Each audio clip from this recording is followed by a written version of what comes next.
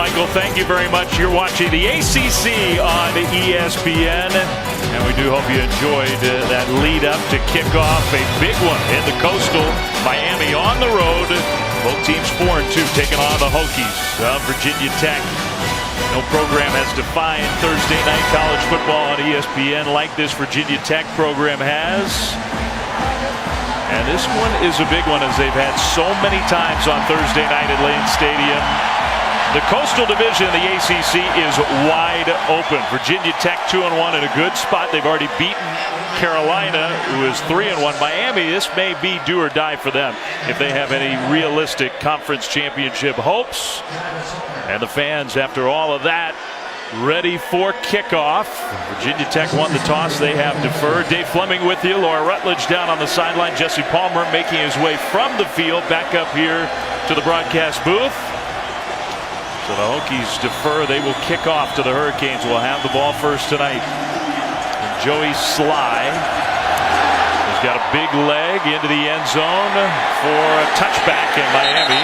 We'll start at the 25. We'll send it back down to Laura Rutledge. Well, Dave, you can tell just how loud it is down here in Miami. Expects this to be the loudest environment they've played in all season long. So that means this week in practice, they played with more silent cadence and practice with that than they have all year long. They're very comfortable with it. They do it a lot, even when they don't need it. They told me that the most they've used it so far this year is against FSU. They expect this to be their loudest environment, and they're going to do everything they can to communicate without having to talk. And it's loud. Brad Kaya, the junior quarterback, hands off. Mark Walton, the starting tailback, gets stuffed. Dropped for a loss on the first play from scrimmage. Brad Kaya's played a lot of football, 1,300 plus yards, 10 touchdowns, 4 interceptions. He has been taking some heat from Hurricanes fans. Maybe not quite as sharp the last couple weeks in Miami's 2 losses, both at home, but both to good teams. Play fake. Kaya pressured, and he'll go down. The ball came out, but they ruled Kaya was down. Jesse, you made it back up. Welcome up to the booth. Thank you. Lost a lot of weight running back here, but a nice job by that time on the pressure from the freshman Trevon Hill, number 94, coming around the outside. You see him there from the left side of the screen, getting pressure on Brad Kaya. It's going to be a big key for Miami in this game. Having success running the ball first and second down. You do not want to live in third and long situations against the speed and the pass rush that Virginia Tech possesses. Well, the officials are actually going to stop. I think they're even having a hard time hearing down on the field. We may have a communication from the booth. Please reset the game clock to 14 minutes, 15 seconds. So 1-4, 1-5. Getting the clock right. Well, I can tell you from experience, it's loud down there. Hard to hear yourself think. Exactly the kind of spot you said the Hurricanes have to avoid.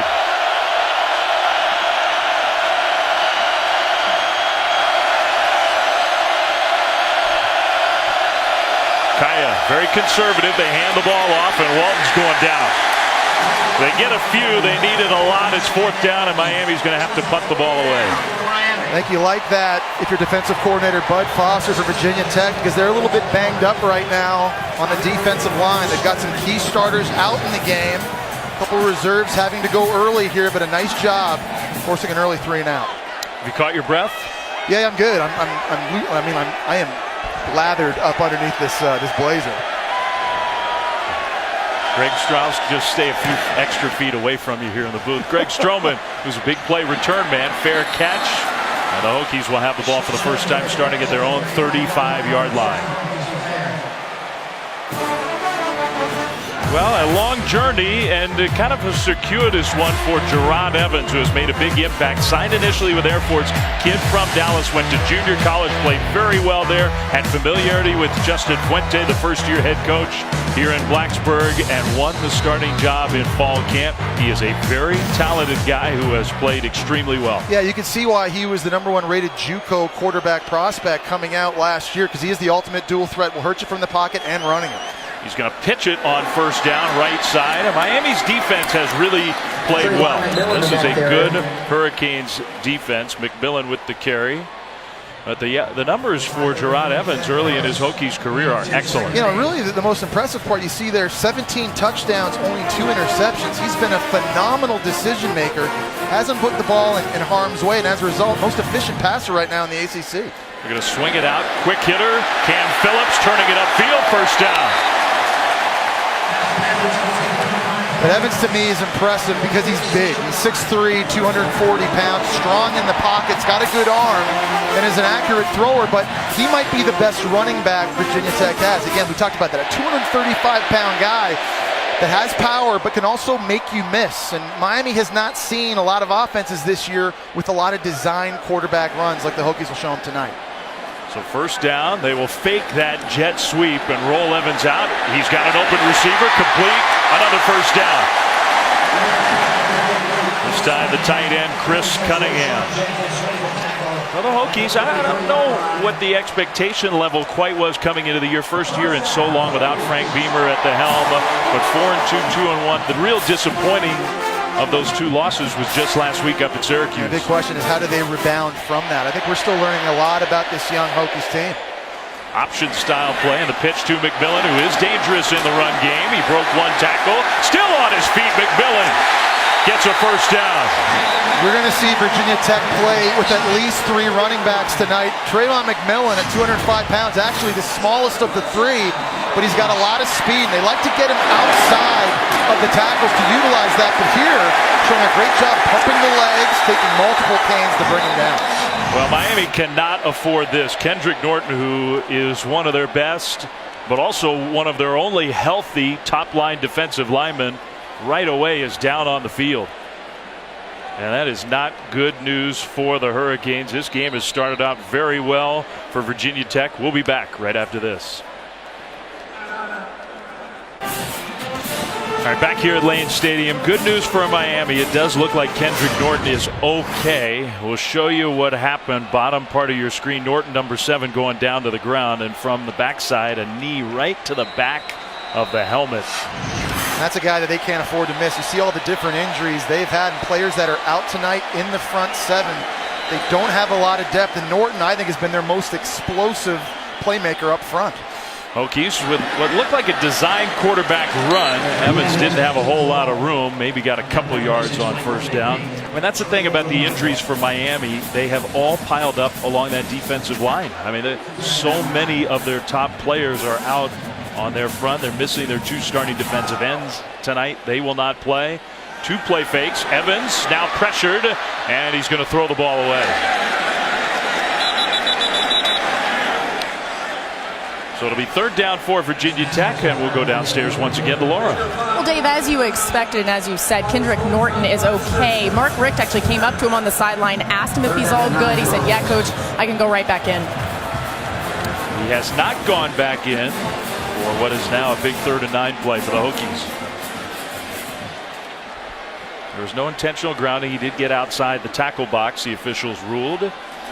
4-man pressure for Miami. Evans steps up, now looks like he wants to run for it, but Miami's defense closed on him well. He got a couple of yards to set up 4th down. But it's a good decision there by Jerod Evans, not forcing anything downfield. Very good coverage by Miami, and by not taking a negative play, they're giving themselves an opportunity at hitting a field goal with their kicker, Joey Slye. Career long is 49 yards, so this is just inside of what that long is.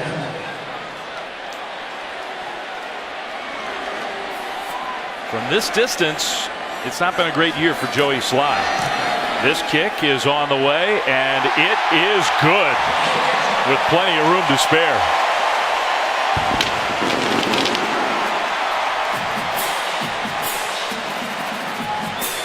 So a 47-yarder, and the Hokies take a 3-0 lead here, still very early in the first quarter. Dave Fleming, Jesse Palmer, Laura Rutledge on Thursday night in Blacksburg.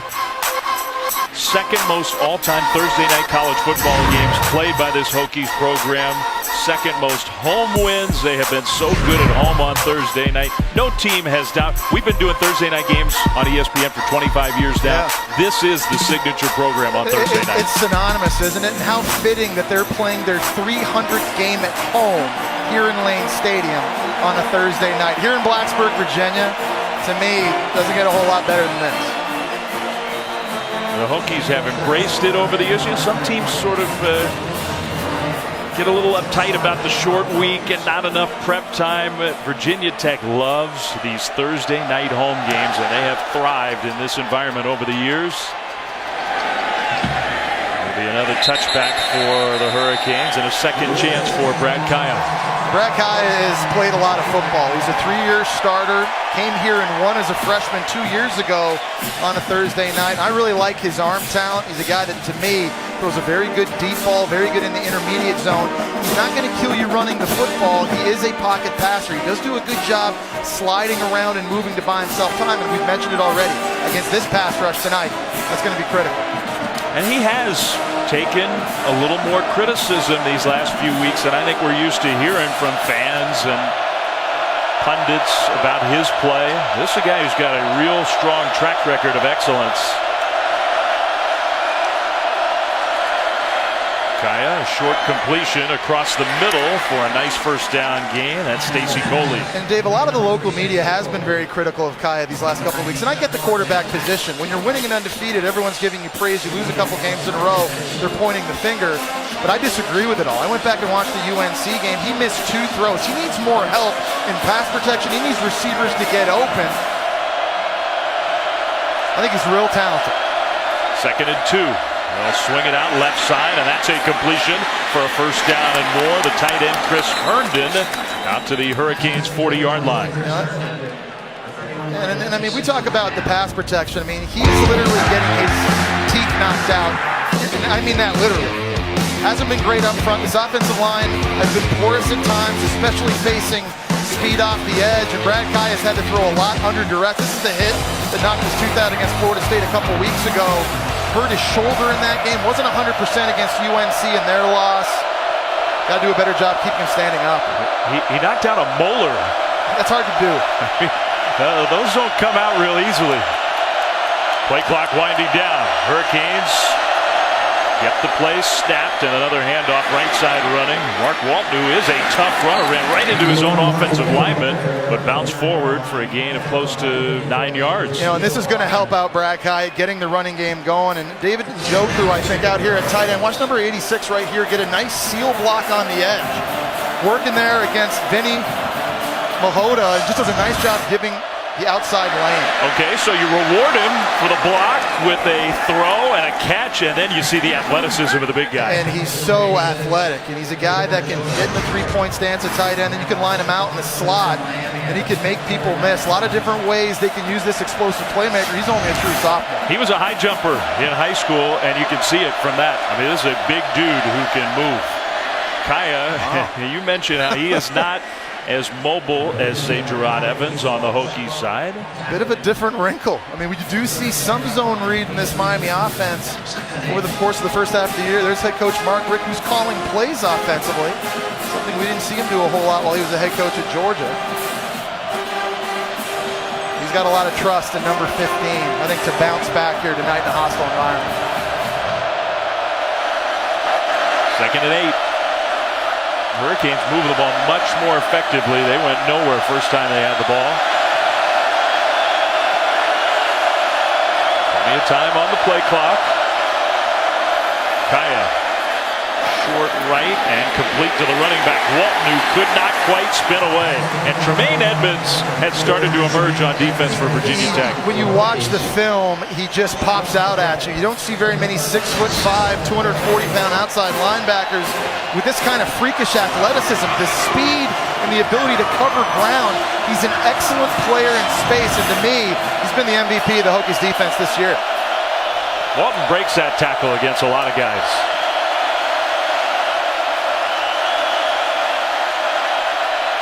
They got to the line early to give him time to adjust. Now can they get that adjustment communicated? Pressure comes. Kaaya's going to get hit.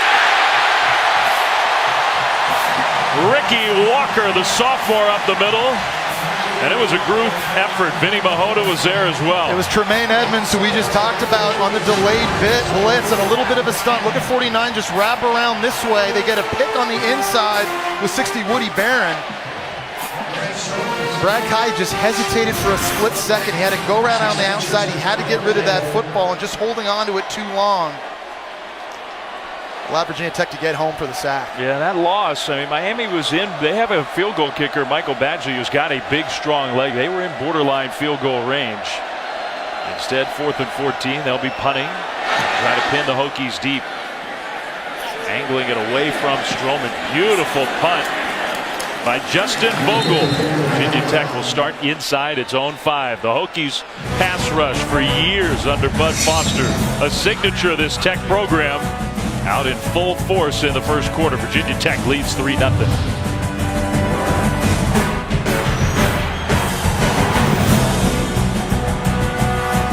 ESPN College Football, brought to you by Nissan, premier partner of the Heisman Trophy, and Charles Schwab. Lane Stadium in Blacksburg, Virginia.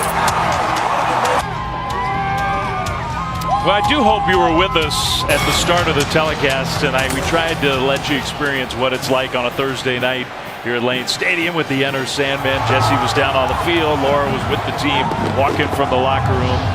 It just is not anything else quite like this scene on this night in all of college football. And I've been lucky. The last 2 years that we've had Thursday night games here, I've been able to be down on the field to experience that. It's awesome.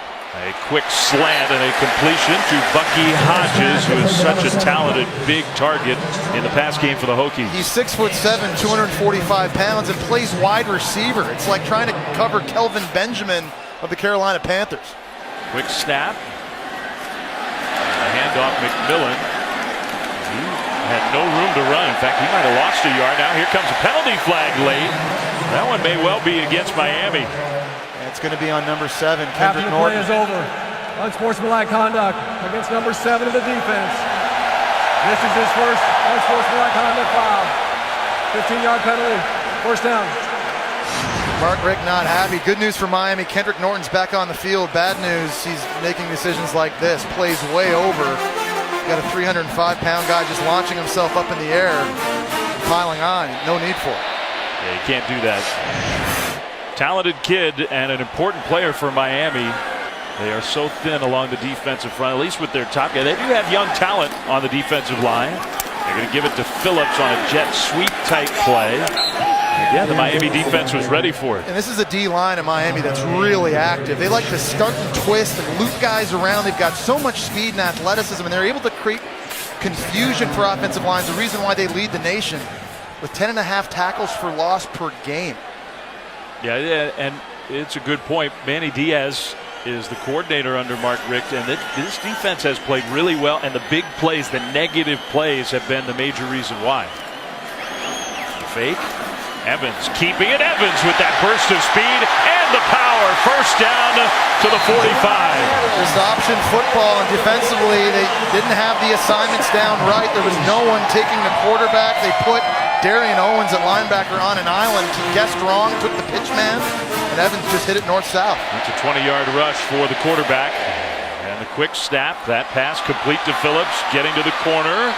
Out of bounds after a gain of 3. Well, you can see the tempo and how quickly Virginia Tech on offense can get lined up and get going. That's kind of one of the fundamental points of new head coach Justin Fuente and his offenses. No matter where he's been, they want to go fast. Last year at Memphis, Justin Fuente with that prolific Tigers offense. Evans pressured, and that one incomplete. Third down.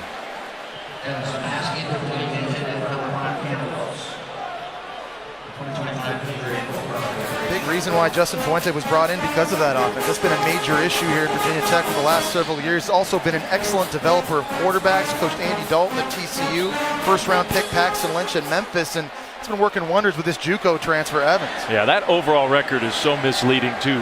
Memphis's program was in disarray when he took over, and just a few short years later, they were competing for BCS bowl games.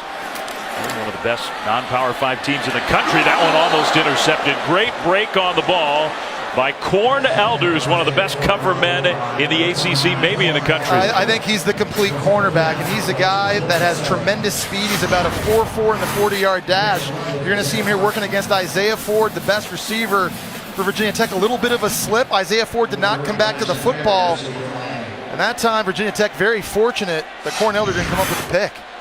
So now the punt game has been a problem. That was no fair catch. That was a risky play, and I don't think a real smart one for Miami. Maybe in the end it saves a little field position, but Braxton Berrios took a real risk there. Now the Hokies defense will come back on the field when we come back to Blacksburg. Already put the pressure on Brad Kaaya and the Hurricanes. Tech leads 3-0.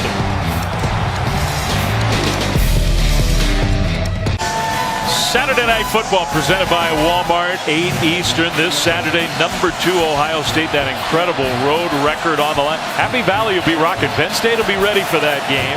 In the Big Ten, it also will stream live on the ESPN app. Buckeyes have won 20 in a row on the road. Longest streak in the nation. Whiteout crowd in Penn State, though. It's going to be fun. First down, Hurricanes. In the loudest part of Lane Stadium.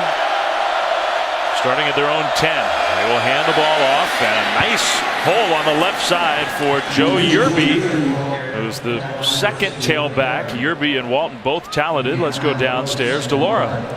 Well, Dave, Miami offensive line coach Stacy Searles not happy with pass protection, telling his guys they have to get back to their techniques, sustain their blocks.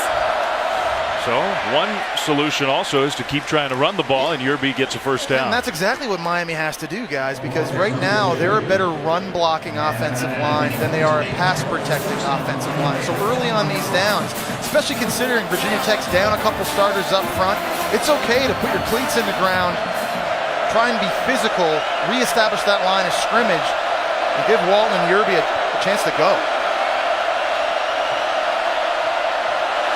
Yerby alongside, they'll play fake to him. Kaaya throws deep, he's got a man wide open, the tight end, Njoku, and he goes down at the 30-yard line.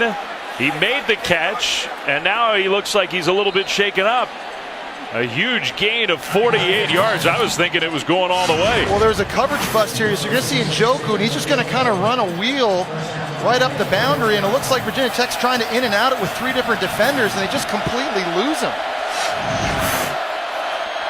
Handoff, no, a play fake across the middle, another perfect delivery for another Hurricanes first down. This time, Dayal Harris, the sophomore wide receiver. Still trying to figure out why Njoku did not go all the way. Scored, yeah. You see that ball thrown in the air, and you're thinking, just walk that in.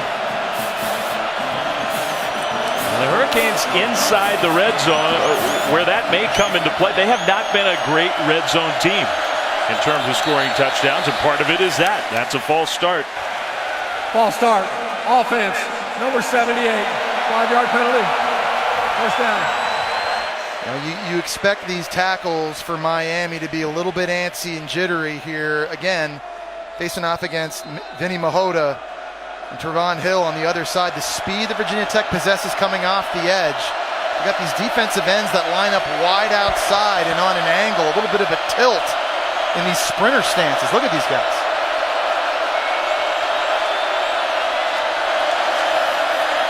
Kaaya toward the end zone with some contact there. No penalty flag thrown, incomplete. That was a physical play. Brandon Faison, the cornerback, with the coverage. But I like on this drive, Miami taking some shots and being aggressive, throwing the football. You know, early in the game, quick throws, Brad Kaaya was having a lot of success, but when he had to hold the football, Virginia Tech blitzing him, there was a lot of pressure on this drive, though. They've had an opportunity to get some balls deep down the field with some of that speed on the perimeter. It is interesting, too. Harris, who made the catch a couple plays prior, was the intended target there. He has not played a ton for Miami, so maybe trying some new combinations out of receiver. Under center, Kaaya, handoff, right side running. Yerby picking his way forward. Tough running for Joe Yerby. Stopped short of the first down. This is a really good 1-2 punch the Hurricanes have, and Mark Walton and Joe Yerby. Yerby comes in and spells him. He's got good feet and vision. I think both guys are very patient runners, which is why they have success running between the tackles as often as they do.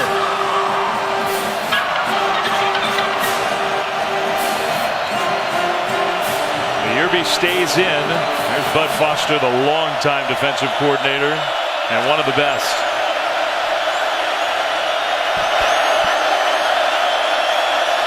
3rd and 3. Play fake. Kind of throws a fade. Incomplete.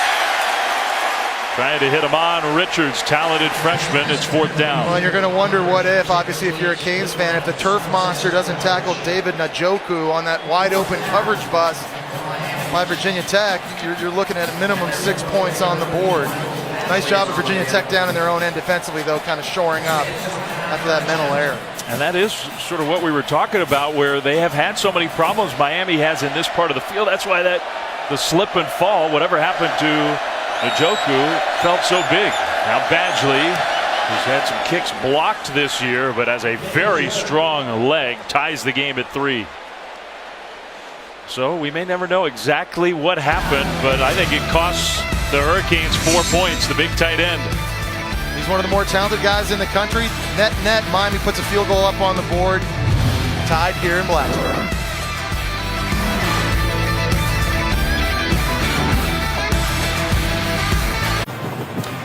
Celebrating its 12th year sponsoring the Good Hands Field Goal Nets, Allstate makes contributions to participating universities' general scholarship funds for each field goal and extra point kick. Since 2005, Allstate has donated millions in scholarship funds. Well, there is the super talented tight end, David Njoku, who had just nothing but open field in front of him on what looked like a long touchdown pass. Got a big gain, set him up for the field goal. That's the most unathletic thing I've seen him do all year. The last guy on this offense I would expect that to happen to. I mean, here we are pumping this guy up as this tremendous athlete. He just fell down. Otherwise, he would have had a touchdown. Virginia Tech gets the ball back. This college football season, stream every game live on the ESPN app and on Watch ESPN. Download the app or visit watchespn.com today. I didn't feel bad for him. I mean, it cost Miami ultimately 4 points. They kicked the field goal, they tie the game, but it should be 7-3 Hurricanes. Final minute 42 of the first quarter. Gerard Evans, 30 passing yards, 23 rush yards thus far. He'll hand it off, left side running, and this is the more powerful back who himself is showing some speed, Marshawn Williams. They've got a lot of big backs. This one 230 pounds, and they run him in between the tackles, but he has the ability to get outside as well. They've really been lacking the home run running back, the guy that can make a safety miss and take it to the house, but no doubt they can be physical. Yeah, they'll take the 15-yard gains. That one is short. Go toward the feet of Cam Phillips. There is a great one-on-one matchup, and we got to keep our eyes in this game. It's Isaiah Ford, number 1, the best wide receiver from Virginia Tech, going against Corn Elder, one of the best cover guys for Miami. And normally Corn Elder plays in the slot on 3rd down. He's going to mirror and shadow Isaiah Ford everywhere he goes tonight. Phillips with some blocking in front, used that blocking to get around the corner and used a hold apparently. The penalty flag comes in. I think it's going to be Bucky Hodges at wide receiver number 7 on the outside. Holding, offense, number 7, 10-yard penalty, 2nd down. There aren't a lot of corners that physically match up with Bucky Hodges on the perimeter. Now, Adrian Colbert, number 25, he's 6'2", 205, right down here. That's the biggest corner they got. Bucky Hodges needed to grab Jersey to keep him off of the ball carrier. That's pretty impressive in physical play from the Miami senior cornerback. Bucky Hodges, who the first couple of years he was at Virginia Tech, they kind of pretended he was a tight end, called him a tight end. They've stopped pretending, really. He's a wide receiver, and a good one. 2nd and long after the penalty. Evans, the first-year starter at quarterback, a low snap. The snap has been a big problem, and it may have thrown off the rhythm of that play. The Hokies have had so much trouble getting the ball snapped. And you can't explain it, Dave. And you watch film, you go all the way back to the start of the year, Tennessee game, it was an issue. Low snaps, high snaps, snaps that aren't timed properly, almost hitting receivers in jet sweep motion. And I do think that low snap by the center, Eric Gallo, that did affect the timing in that throw. True freshman Joe Jackson ends up getting credit for the sack. This is his first career start, playing in place of the injured Chad Thomas. Demetrius Jackson also out. On 3rd and long, Evans will throw, and the pass is caught along the sideline for a nice gain, but well short of the 1st down. Cam Phillips, the Hokies, have to punt once again. It was a nice job just trying to get as much as that of that yardage back. for the punter in this field position battle that we've seen here early. First quarter, bit of a defensive struggle. Yeah, that'll be the final play of the first quarter. And we got off to the. They tried to snap for the punt, but that is the end of the quarter.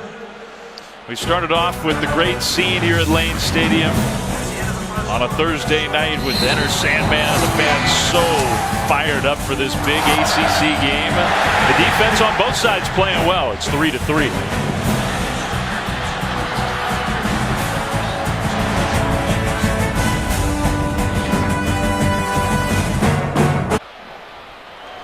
Seems so simple, but that lunch pail's been such a big part of this Virginia Tech program for so many years now. Some turf from the win in Chapel Hill against Carolina.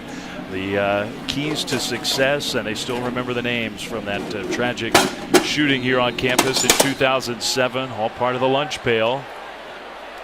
Taken care of by the Hokies defense. A booming punt as we come back here. That one goes into the end zone for a touchback. The guy who really helped get it started has kept the tradition going. There is the lunch pail on the sideline, Bud Foster. And he's, in my opinion, one of the great defensive minds in all of college football. Longest tenured defensive coordinator in the country. He's been doing that here since 1995. I love watching him and studying him on film.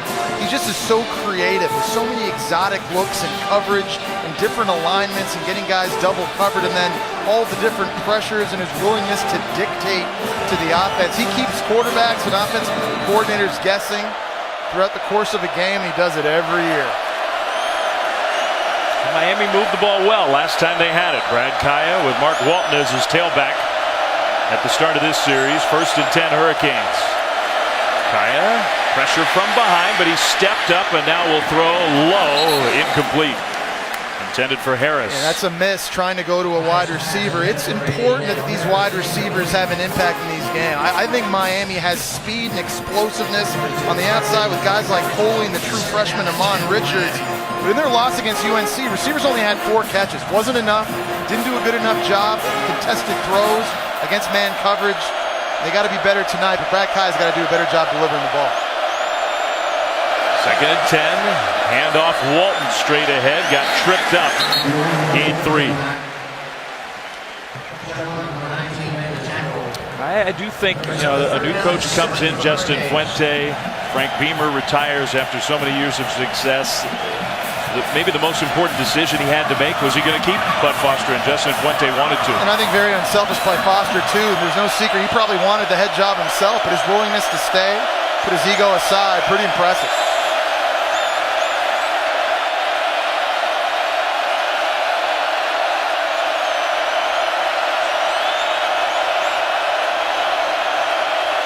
Third and 7. Kaya with plenty of time over the middle, knocked away, and a spectacular interception.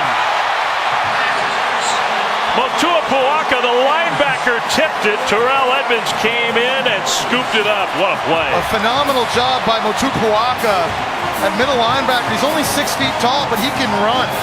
He's running with the tight end, Chris Herndon, right down the middle of the field, and he's able to tip this ball up in the air for Terrell Edmonds to make the play. Watch 54. He turns around, A, and locates the football, and then B, is able to get his hand on it to tip it back towards a teammate, Terrell Edmonds. Huge turnover here for the Hokie defense. And I guess the question is, did he actually intercept it? Did he catch it cleanly? No indication yet that replay wants to take a look. I couldn't see anything from those looks to tell you otherwise. What a play, what an effort by Terrell Edmonds. That's what I was just going to say, completely stretching out. And Terrell Edmonds has really good ball skills for a safety. He was a cornerback originally when he got to Virginia Tech. And what a benefit that is in your back end on defense when you have safeties that can cover and run and possess ball skills like that. Well, the interception holds up. Now Evans trying to get away, cannot. The closing speed, the defense for the Hurricanes. So a great job by number 80 that time, RJ McIntosh. He fought through a double team and was able to track down the 240-pound quarterback. Look at number 80 right here, working against the center and the guard right in the middle, just fighting. Gets that big paw out there He's been a very good pass rushing D tackle this year for the Canes. So that goes down as a Hurricane sack. They've got 2. The Hokies have 2. Evans kept it, spinning away, avoided a big hit. Sets up a 3rd down and maybe a little bit more manageable. Yeah, and so now again you look for that matchup outside. Number 1, Isaiah Ford. He's been the go-to guy for Evans the entire year, and he's working again against the 5'10", 180-pound Corn Elder outside. Quick snap, pressure picked up, way high, incomplete, intended for Ford. And Evans was looking at it the entire time right from the jump, and the safety, Jamal Carter Sr., he beelined right over. Had that ball not been high, I think that might have been picked. Just goes right over to the left, takes the safety right there with his eyes. Had the ball been lower, I think number 6, Carter, he might have caught this right in his chest and taken that to the house. How about the Hurricanes defense? Pressure on the punter, who gets away a good one. High. Fair catch inside the 15 for Braxton Berrios. So we will take a timeout ourselves. After the turnover, the Hurricanes defense was a quick 3 and out. We're in Blacksburg on this Thursday night, a 3-3 game.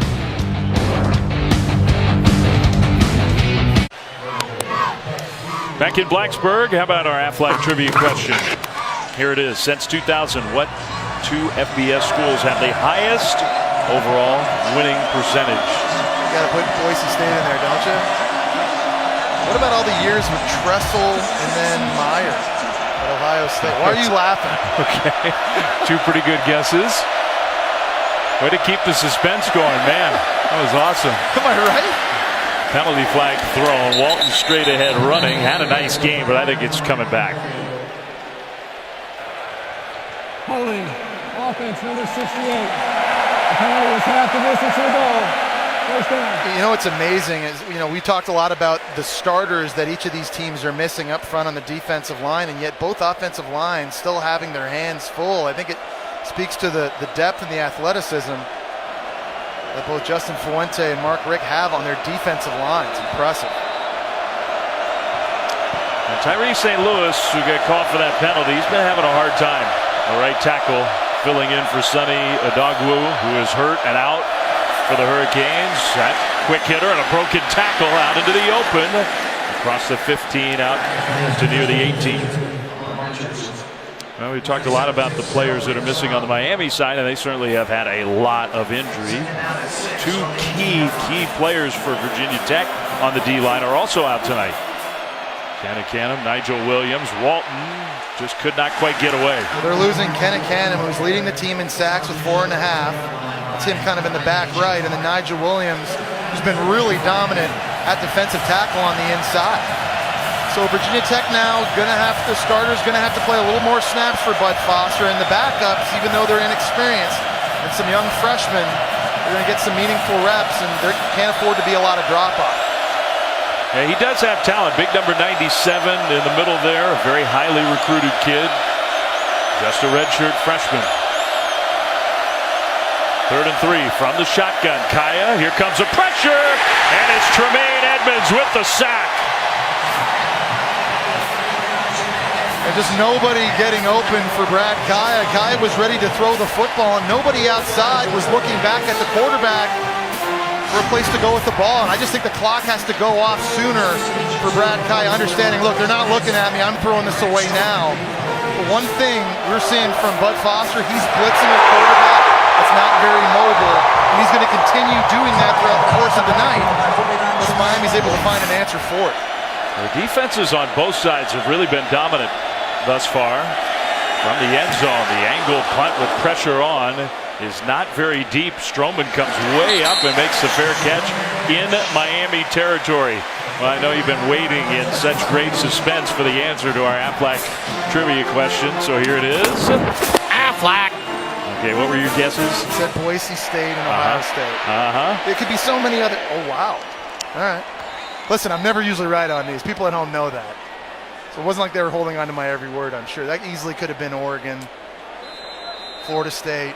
There's a lot of other ones out there. Lots of good candidates. I mean, that's better than a decade and a half of football. By the way, Boise State will follow us. Big game on a Thursday night against BYU. That's a huge game. The Broncos are still undefeated. Chance to be that group of 5 team. Huge hole. McMillan cuts it to the outside. Inside the 20, inside the 10. And I'll actually say he stepped out of bounds at about the 11th. Augie Conti, the right guard, got tremendous movement right in here. Watch this push he gets and basically washes McIntosh, number 80, all the way down inside, and that opened the crease. 34-yard run. They'll give it to McMillan a second straight time. He fell forward to get a yard. It's kind of that area of the field in the red zone that I think having a running quarterback is obviously a huge advantage. When you can get that added blocker and you get a 240-pound quarterback running behind some of these blocks with the extra blocker, makes these offenses so much more difficult to stop down in this area. Now, they have not been great in terms of their touchdown percentage in the red zone. But you're right, it's a big factor. From the shotgun, Evans handed it off. McMillan slipped through to the 4. Virginia Tech, they can get a first down. It's not an end goal situation. The first down would come at about the 1. Now penalty flag, I thought pretty late. Looks like it's going against the Hokies. Personal foul. Illegal block below the waist. Offense, number 57. 15-yard penalty. Third down. Wyatt Teller called for the penalty. Well, there's the low blocking zone is basically defined by an area in the tackle box 5 yards downfield all the way back to your end. And watch 57. I think he's the guard. He's going to be right over here coming this way late. Now, once the ball leaves that zone, all cut blocks, they need to be from in the front. We define that by 10 and 2 o'clock in front of the defender. And that time clipping him on the side like that, that's a good call. It's a dangerous block. See guys get hurt like that. Yeah, you explained it well there. There is some gray area, some interpretation in terms of the yardage, in terms of the angle of the block. And I think they did get that one right. That's a big penalty. 2nd and 18. Evans steps up and throws incomplete. Phillips wasn't ready for it, and Evans, not a lot of touch on that pass. Yeah, Phillips, I thought kind of turned the wrong way. It looked to me like Phillips was just running a shallow cross route. And watch number 5 come across. He instead of looking over his left shoulder, he started running a wheel route, it looked like, and that's not what Gerard Evans was expecting. I think you're right. I'm not sure why he turned that way.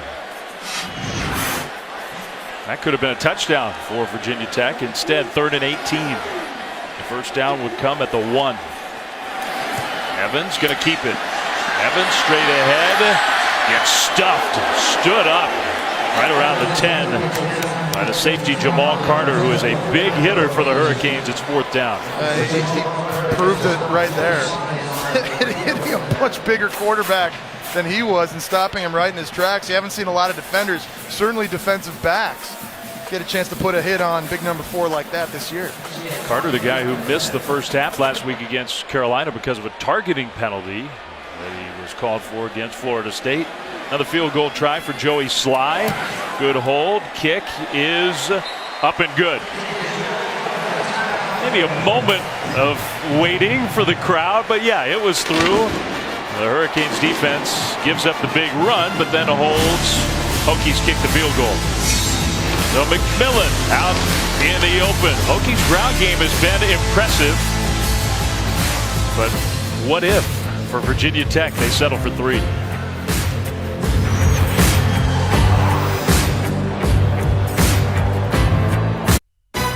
ESPN College Football, brought to you by Mercedes-Benz, the best or nothing.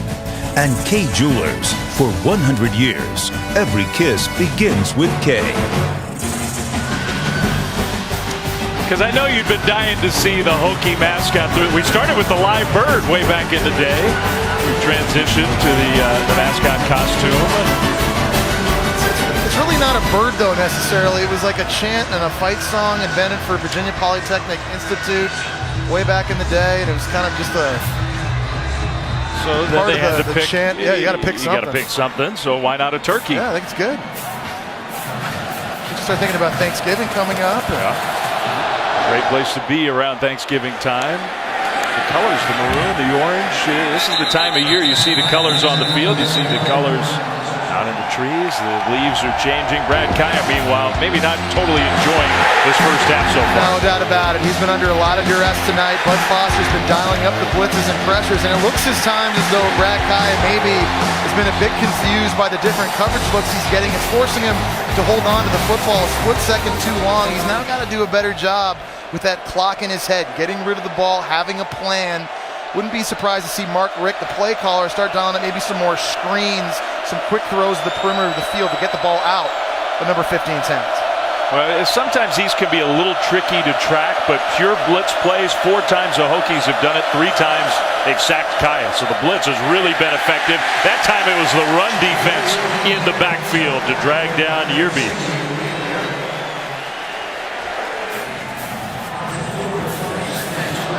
Well, as Jesse was just talking about, the looks from Virginia Tech's defense confusing Kaaya. Bud Foster telling his guys they have to keep that up, telling them keep confusing him, telling them to show zone and then get into something else. 2nd and 12, they give it to Yerby again, trying to spin away, no. Woody Barron, number 60, led the way. This Virginia Tech defense has so much speed in the front 7, not just rushing the passer, but they can go sideline to sideline and take away those outside runs, take away bubble screens, take away those wide receiver screens. It's a good counter to all the speed that the Miami Hurricanes have at their skill positions. He is the guy, by the way, in charge of the lunch pail. Playing like it, 3rd and long. Kaaya throws short. Coley, who's got great speed, out into the open, tackled short. They needed 18 yards. That was a nice play. Oh, speed just scares you to death. When number 3 has the ball in the open field, and it was Tremaine Edmonds, number 49, that certainly saved the first down with that tackle. They've saved a little bit more. Who knows? I don't think, unlike the tight end, I don't think Stacy Coley's just going to fall down on his own. But that's why Miami has to get these guys the football. You see that athleticism they have on the perimeter of the field. They just haven't done a great job now in the last game and a half of getting these guys involved. Stroman to receive the punt from Vogel, who's got a real strong leg. Stroman way back to the 15 with 3 tacklers, would-be tacklers in front of him. And he's going down. Great punt, 54 yards, and good coverage after that. So the Bud Foster defense known for pressure, not just pressuring the quarterback, 6 tackles for loss already.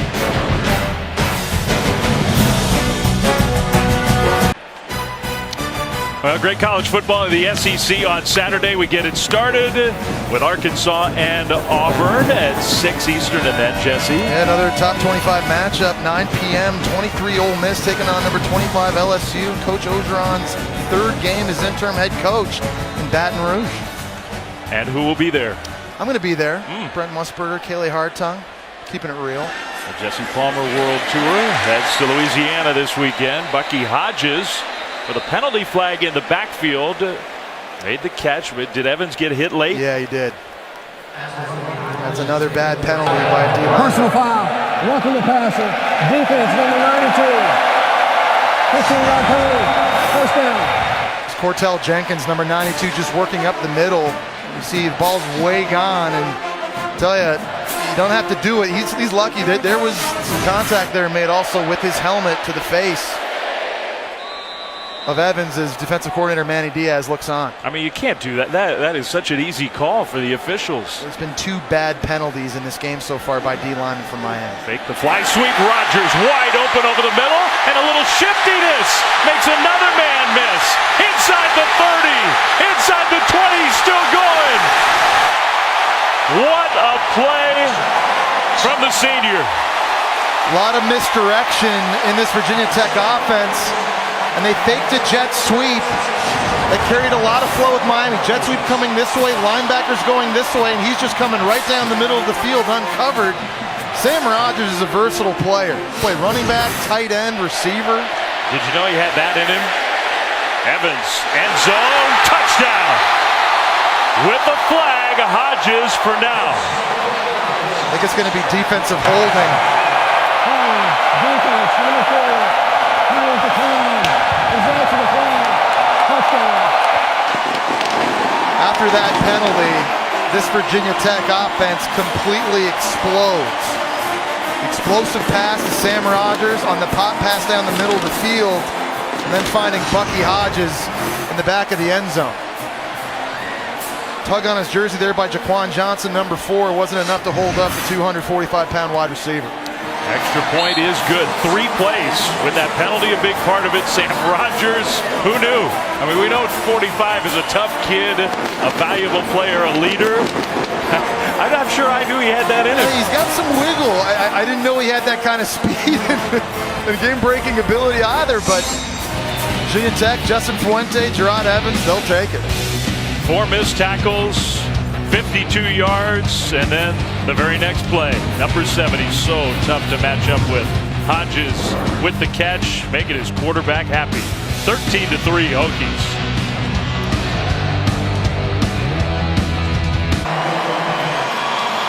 It's not just before the game here in Blacksburg. This place has gotten loud after the touchdown drive. Hokies lead 13-3, 5:51 to go in the second quarter. Now giving the ball back. Joey Sly will kick it deep. Running the touchback so far. And this will be another one. Hurricanes have the ball. Saturday Night Football presented by Walmart. Number 2 Ohio State, that road win streak on the line in conference play against the Nittany Lions. 8 Eastern, streaming live on the ESPN app on Watch ESPN. Urban Meyer, true road games as the Ohio State head coach. Never lost one.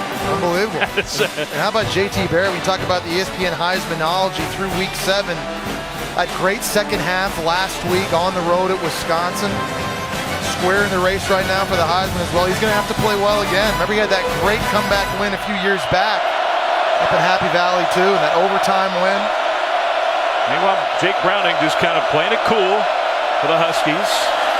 Kaya throwing on first down to the tight end, complete. That's Chris Herndon outside the 30. I like the idea on first down, moving the pocket and giving Brad Kaya some easy throws. Get him away from all of this pressure. He's got 2 really good pass-catching tight ends in Herndon and Njoku, who we already seen tonight. Just setting up more manageable third downs. Haven't had many in this game. 2nd and 3. Mark Walton, the tailback, tried to get to that corner. It just wasn't there. Just not many guys on defense you see able to chase these guys down like that. That was 49 Tremaine Edmonds again. You talked about that athleticism. His brother helping out too. Terrell Edmonds, who already had the interception. Look at the Edmonds brothers. A little rendezvous on the sideline. I do think it's something cool about this Tech defense where they deliberately have those two, the brothers, play on the same side of the ball. Quick snap, Walton can't get there. It was them again. 49 and 22.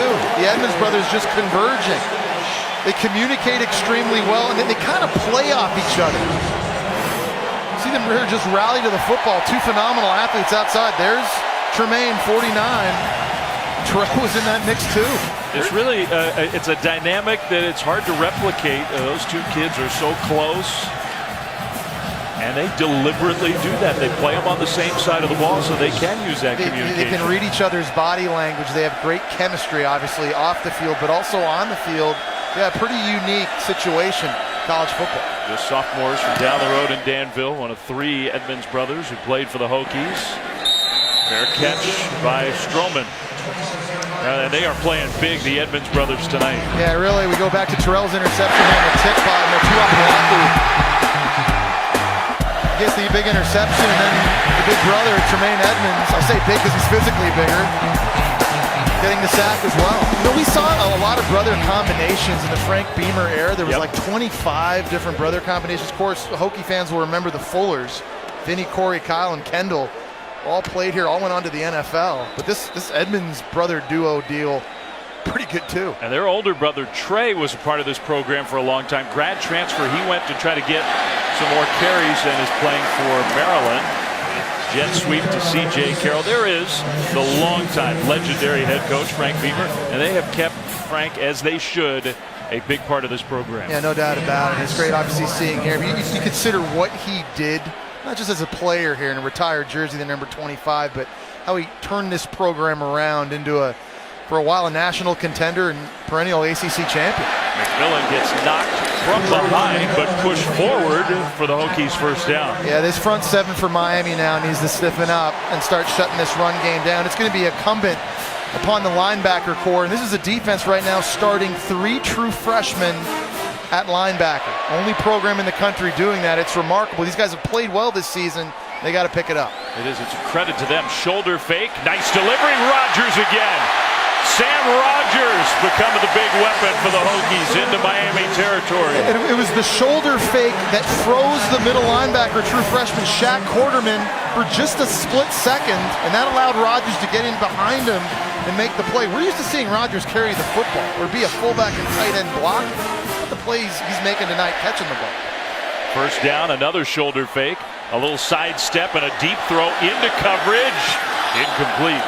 I guess into coverage is relative when it's number 7 who's your target. Yeah, well, when he's covered, he's open. And that's generally what happens when you have a guy that's 6'7". Again, it's the same kind of rules you see Kelvin Benjamin had back in the day playing at Florida State.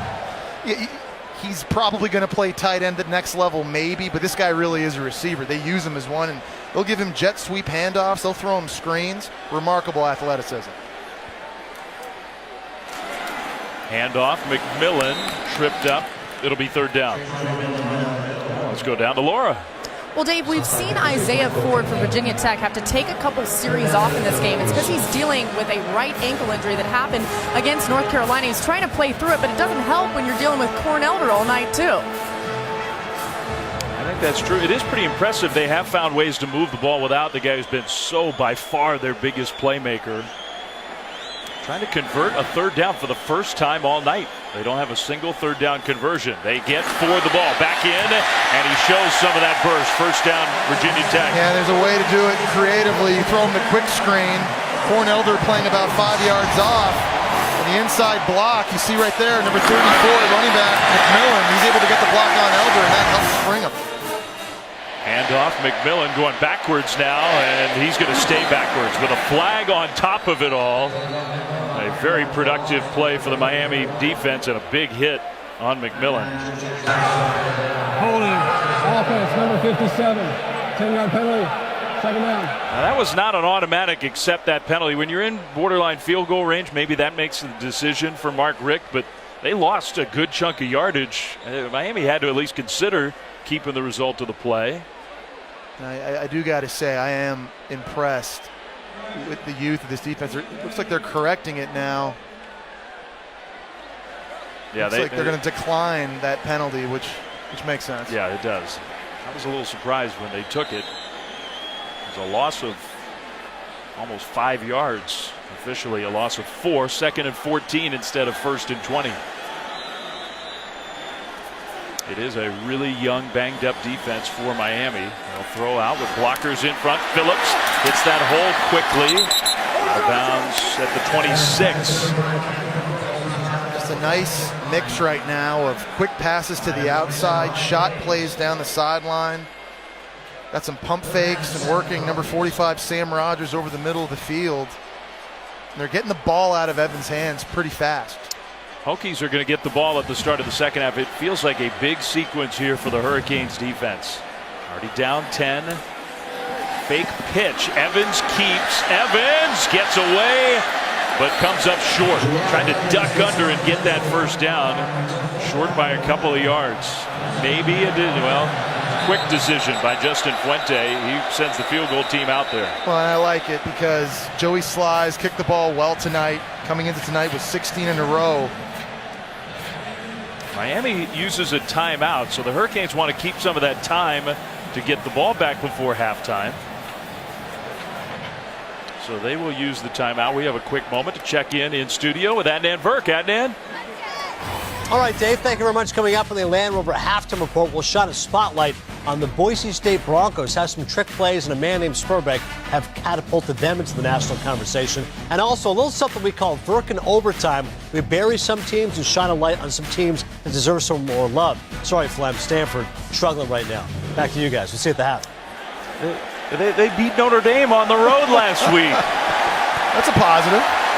By the way, so Miami calls the timeout, and the Hokies have changed their mind.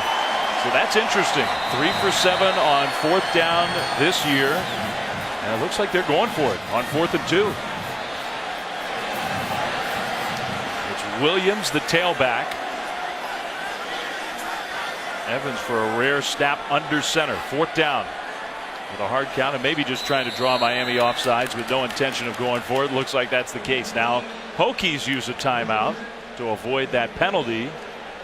Nice job of Miami. We've seen some bad penalties by D linemen from the Hurricanes tonight, but right there doing a nice job staying home, not jumping offside, forcing a field goal attempt. And I was saying earlier, Joey Sly, he's looked good tonight. And coming into tonight, it hit 16 in a row from inside 40 yards.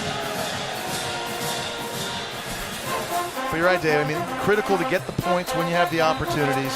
Playing here at home, you're going to get the ball back first in the second half. Defense playing lights out right now. Really, with the exception of one coverage bust, they've looked excellent. I do think for Miami, a big stop to keep the Hokies out of the end zone near the end of the first half.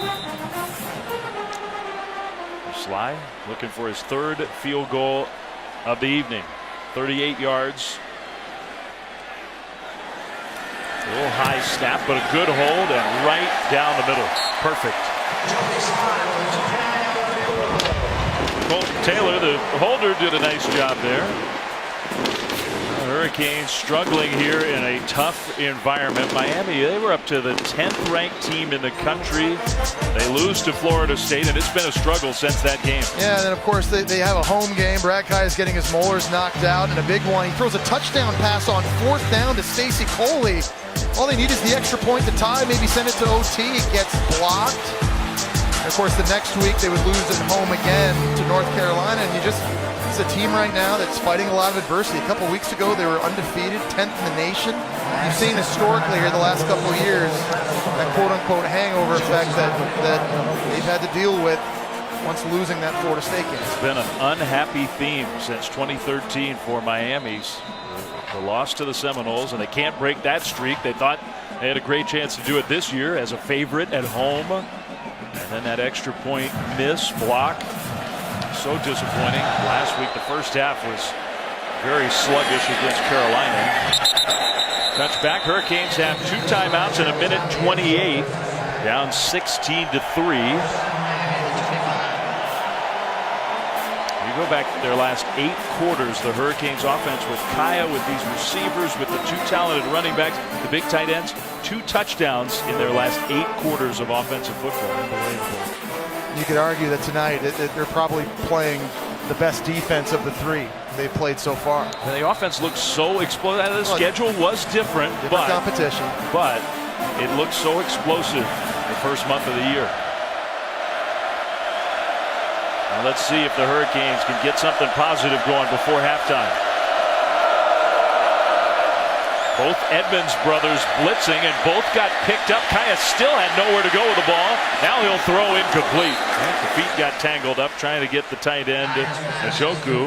Well, that was the first time tonight that Miami did a great job picking up the blitz. It was Mark Walton, number 1, that got it. You see there's another Hokie down right now. That's bad news. Vinny Mahota, starting defensive end. Watch right here.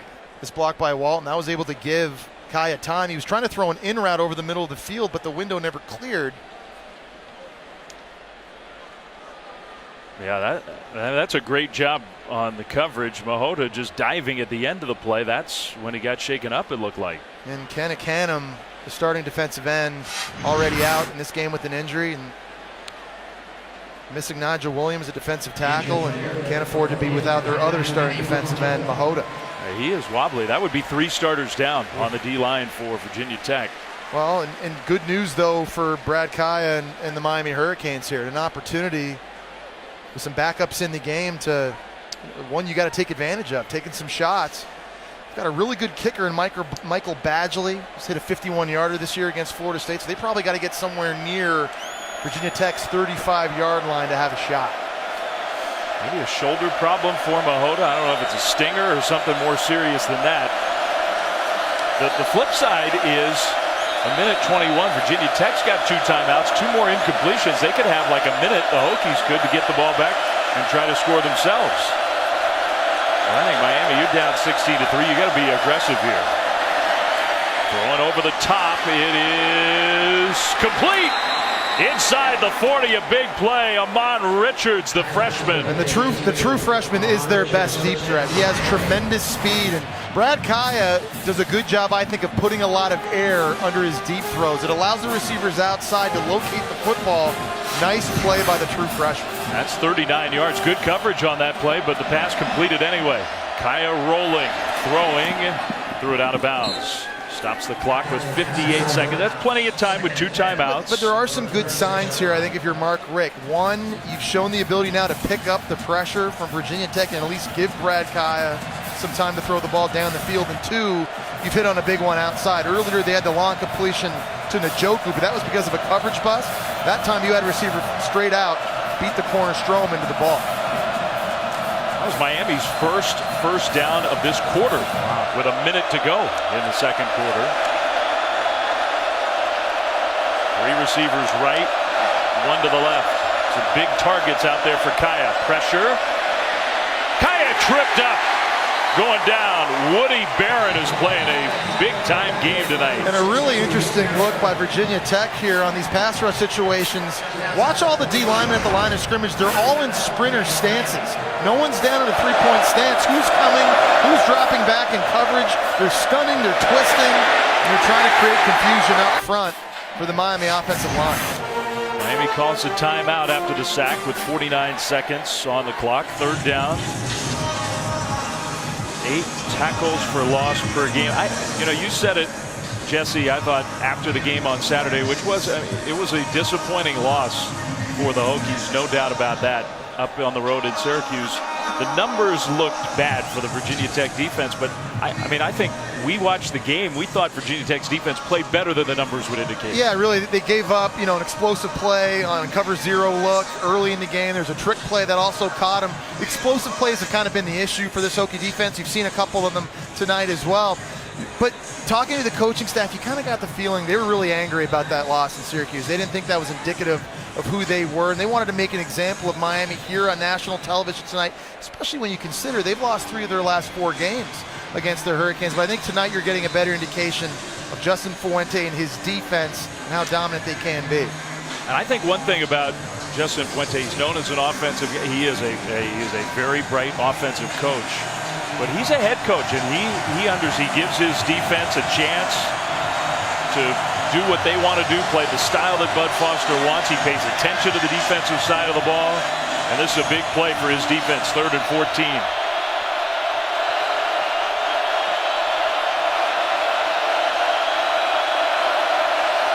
Helps to have the crowd on your side. They are loud. Kaya, time to throw. That one is. There was a battle for the ball. Wow. He did catch it. What a play by Stacy Coley.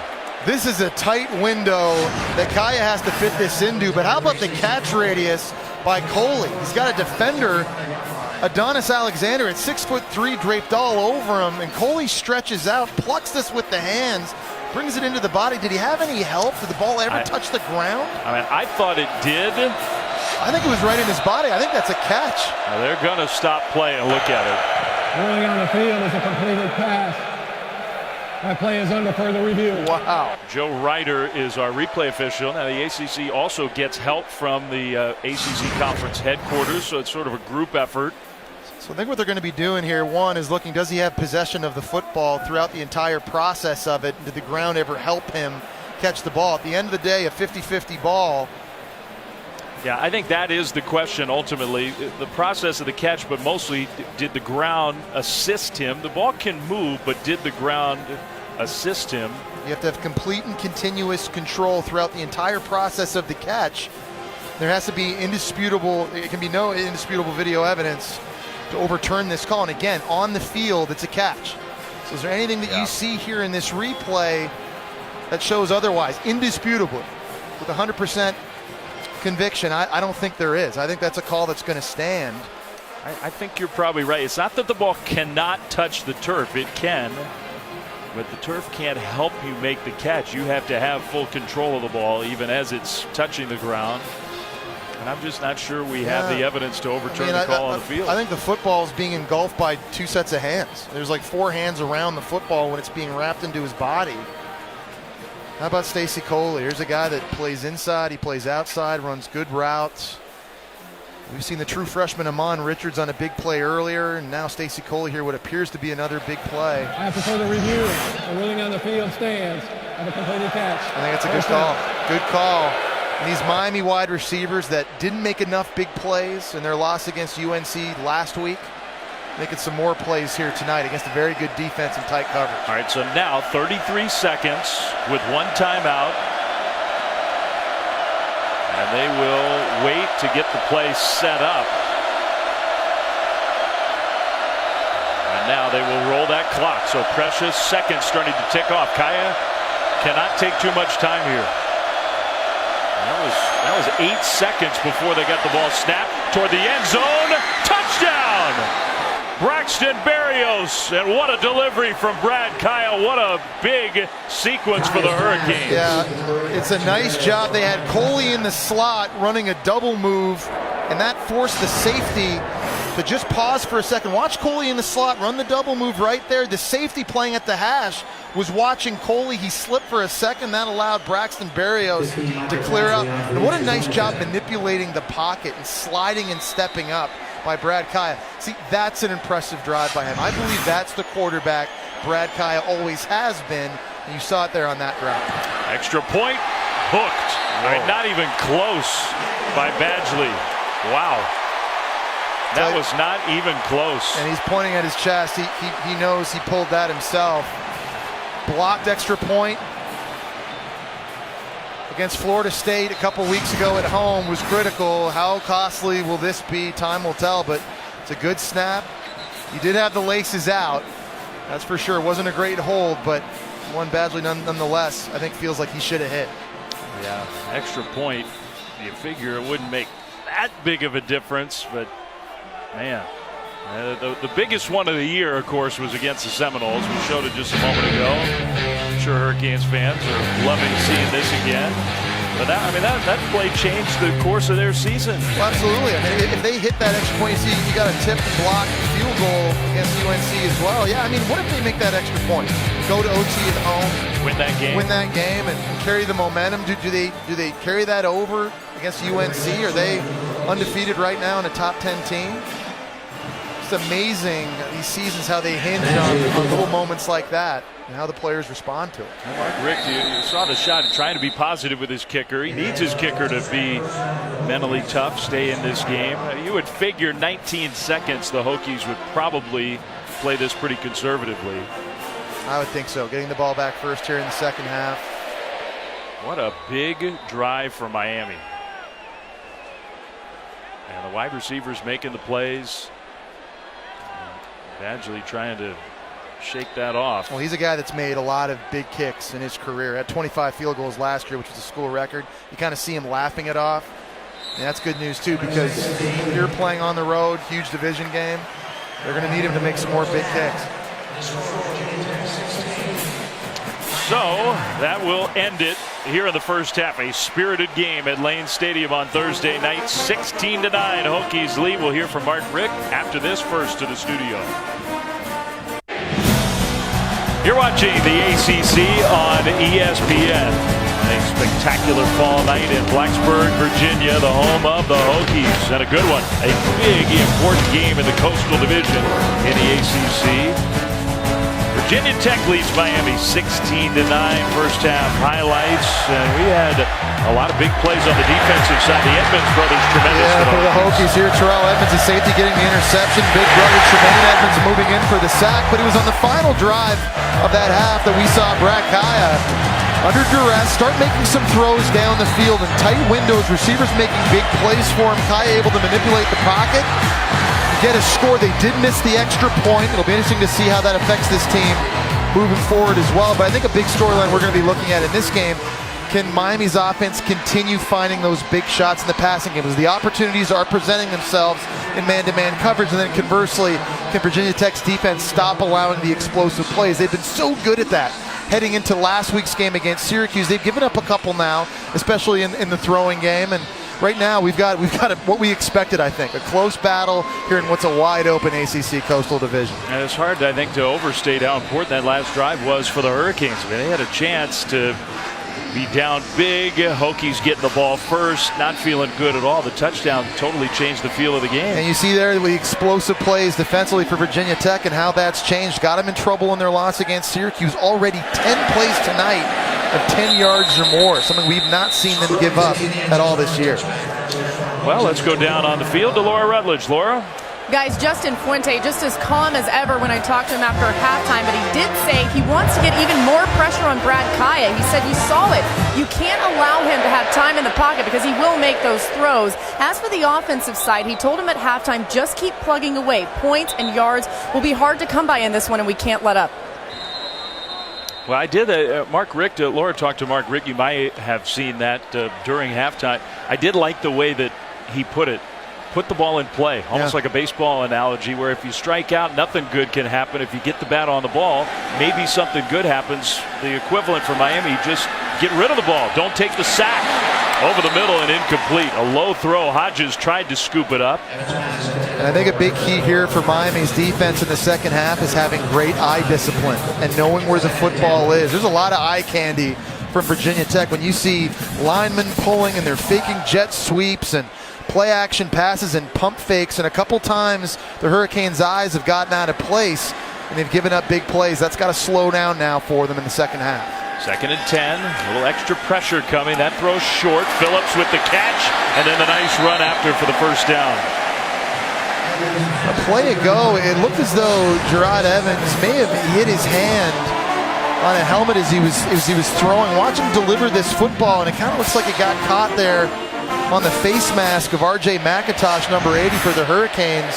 He's kind of shaking his hand a little bit after the throw. See if that affects him here. Yeah, something to pay attention to. That last pass was on the money. Good delivery for the first down. They will pitch it back to Ford, and the defense read it perfectly. Huge loss. That true freshman middle linebacker Shaq Quarterman was not fooled. Phenomenal example of the eye discipline we were just talking about. They're showing jet sweep coming this way, so you don't get out of control. He sees the crease. That's a true freshman playing with phenomenal instincts. Big reason why Shaq Quarterman was rated the number 3 inside linebacker prospect coming out of high school. That was a tremendous play. That's a senior type of play. It was, and that replay angle, that camera angle, showed exactly what he was thinking as the play developed. 11-yard loss. It's 2nd and 21. They'll throw that wide receiver screen to Hodges, who was lucky just to hang on to the ball. Another true freshman. That time it's the Sam linebacker, Zach McLeod, doing a nice job reading and recognizing, beating the block from the slot receiver Cam Phillips. Manny Diaz, very good defensive mind in his own right, no matter where he's been throughout his career. But he knows how special these young true freshman linebackers are going to be and how good and much better this defense is going to get now in the years to come because of it.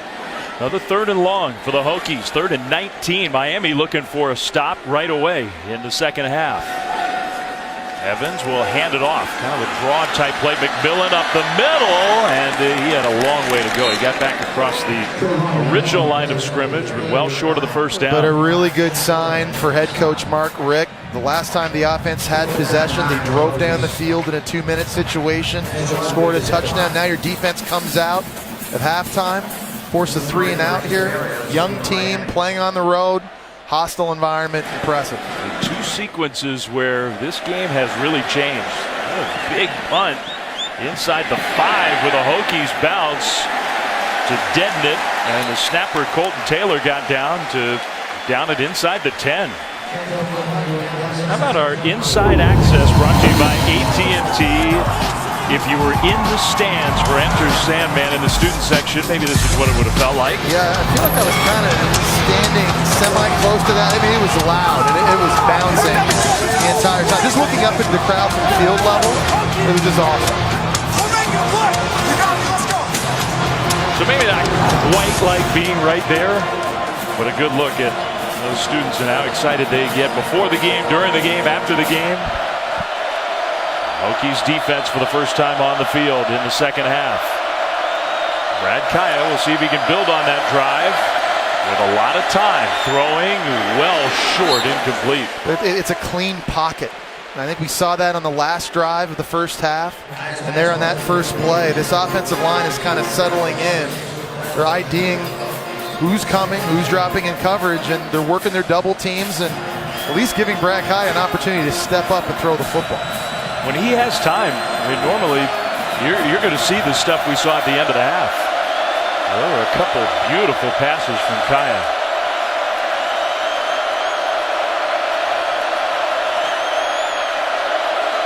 Second and 10.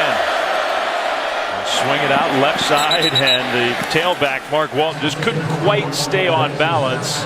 Went out of bounds at around the 12. Now setting up the big third down, and Stacy Coley, number 3. He's been dependable tonight for Brad Kaaya. In the first half, he was targeted 3 times, caught the ball all 3 times. Right now, they got him lined up in a slot. In a manageable third down scenario. They have not been a good third down team, Miami. Just a 4-man rush. Kaaya steps up, going deep, and his receiver stopped. I don't know if it would have made a difference, but Harris, the sophomore, just stopped. Yeah, he did. He quit on the route. And Kaaya, I thought, did a nice job. He had some pressure coming from outside. He was able to step up and get rid of the ball, and Harris looked like he was just running a decoy route. Like he never expected the ball to come to him. But receivers always got to know on any given play, you're alive, and you've got to run the route full speed and give your quarterback a place to go with the football. If you did want to know about the arm strength of Kaaya, that thing traveled a long way. I mean, a long way. By the time it landed, it was maybe close to 70 yards. Punt with some decent hang time. Stroman will not fair catch, trying to set up a return. He's going to be tackled to Jersey. A handful of Jersey, and a tremendous special teams play by number 24, Travis Homer. So a timeout here in Blacksburg. Hokies get the ball back, and we'll be back after this. Back here at Virginia Tech, our backstage pass. Jesse Palmer, you were down on the field for Enter Sandman in the pregame. We had to get up here pretty quick. I want you to check out Andrew Pennington. He's the guy that's carrying the GoPro around. He sprinted off with me off the field. We got into the golf cart, taking some pictures here in the elevator. I'm not exactly Usain Bolt, so it wasn't that hard for him to jog with me, but we made it up. I think I missed the opening kickoff. It wasn't awful. I made pretty good time. But what about the golf cart driver? You guys were going the wrong way. Yeah, he knew where to go. I had my trust in them. McMillan, little block from his quarterback. McMillan near midfield, first down, and a penalty flag on top of it all. Wow. And there goes the medicine cabinet. Jamal Carter is going to get flagged for a late hit. And Gerard Evans just pancaked, I think it was Cornelder at corner on that run. After the play is over, personal foul, unnecessary roughness, number 6 of the defense, 15-yard penalty, first down. Another easy call. Yeah, and it's just one. We've had 3 of those tonight from the Miami Hurricanes defensively. Just don't have to give out 3 yards. Watch this block by Evans right here on Cornelder, helping give McMillan the edge. Some volunteer student assistant is going to be in charge of putting that medicine cabinet back together, by the way. Mark Richt, he could not be happy. Those personal fouls, and they have all been just blatant. 3 of them that have really helped Tech. They are back down in scoring position, leading 16-9. 4 penalties total for the Hurricanes. 3 of them, those personal fouls. They've done a good job otherwise. Play fake.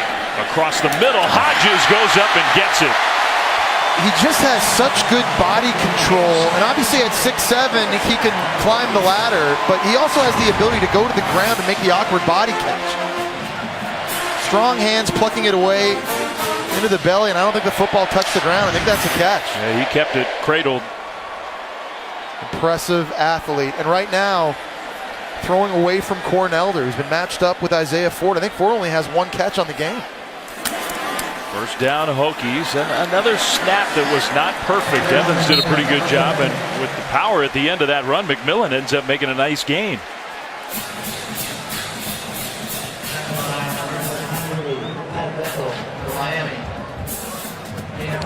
That is, in case you were wondering, that is Mark Richt's wife, Mrs. Richt, and she was the one who went over and helped put that cabinet back together. Now goes back out, helps with the water. Yeah, Jamal Carter is going to have some explaining to do then. If it's the head coach's wife, it's got to clean it up. You're right, that makes it worse. Hodges, touchdown! At do you stop him? He's being double covered on the play. Bad use of leverage by Miami's defense. They got two guys playing outside technique on an inside slant throw. Someone's got to be on the inside to take that throw away. It was just too easy pitch and catch for Evans to Hodges. His second touchdown catch of the night.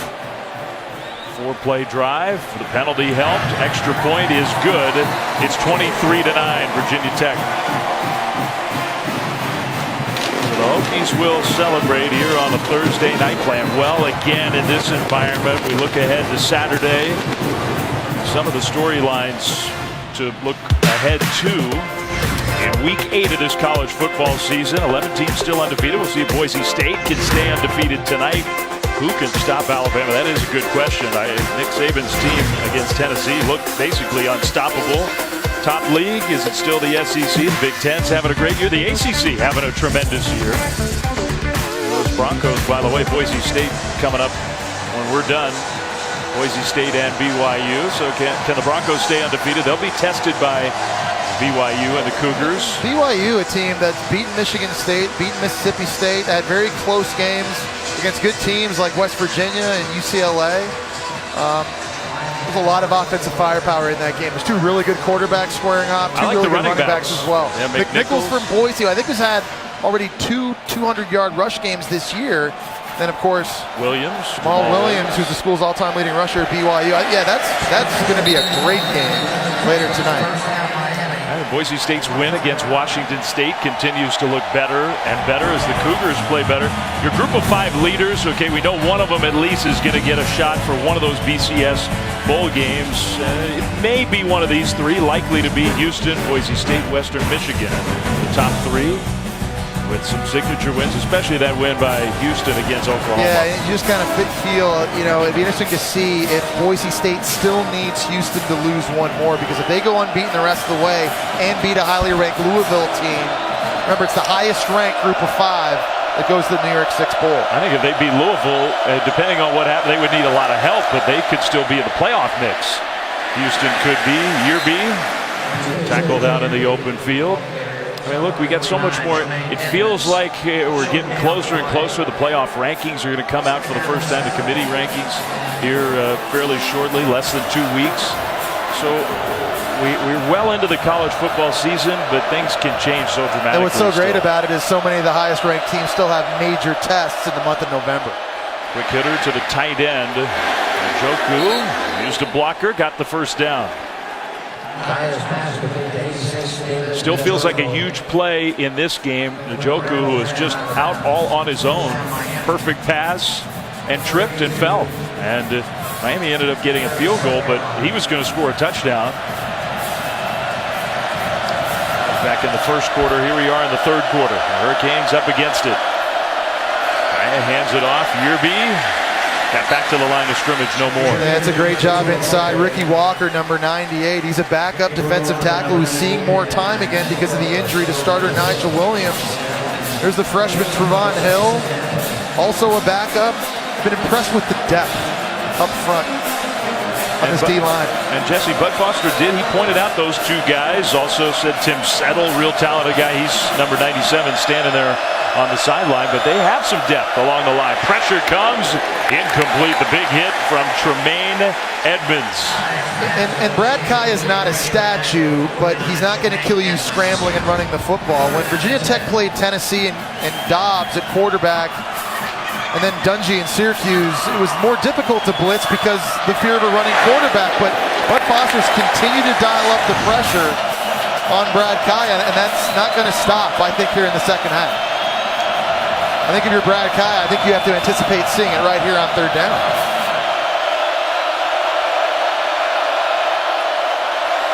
Pressure picked up a little better. Back shoulder throw complete for a first down and much more. Amon Richards with another big play. And it was a phenomenal pickup by Joe Yearby at running back on Andrew Motuapuaka. These running backs here late have been doing a nice job stoning linebackers coming in and giving Brad Kai an opportunity to step forward with the throw. A nice back shoulder to Amon Richards. That's his second big play down the sideline.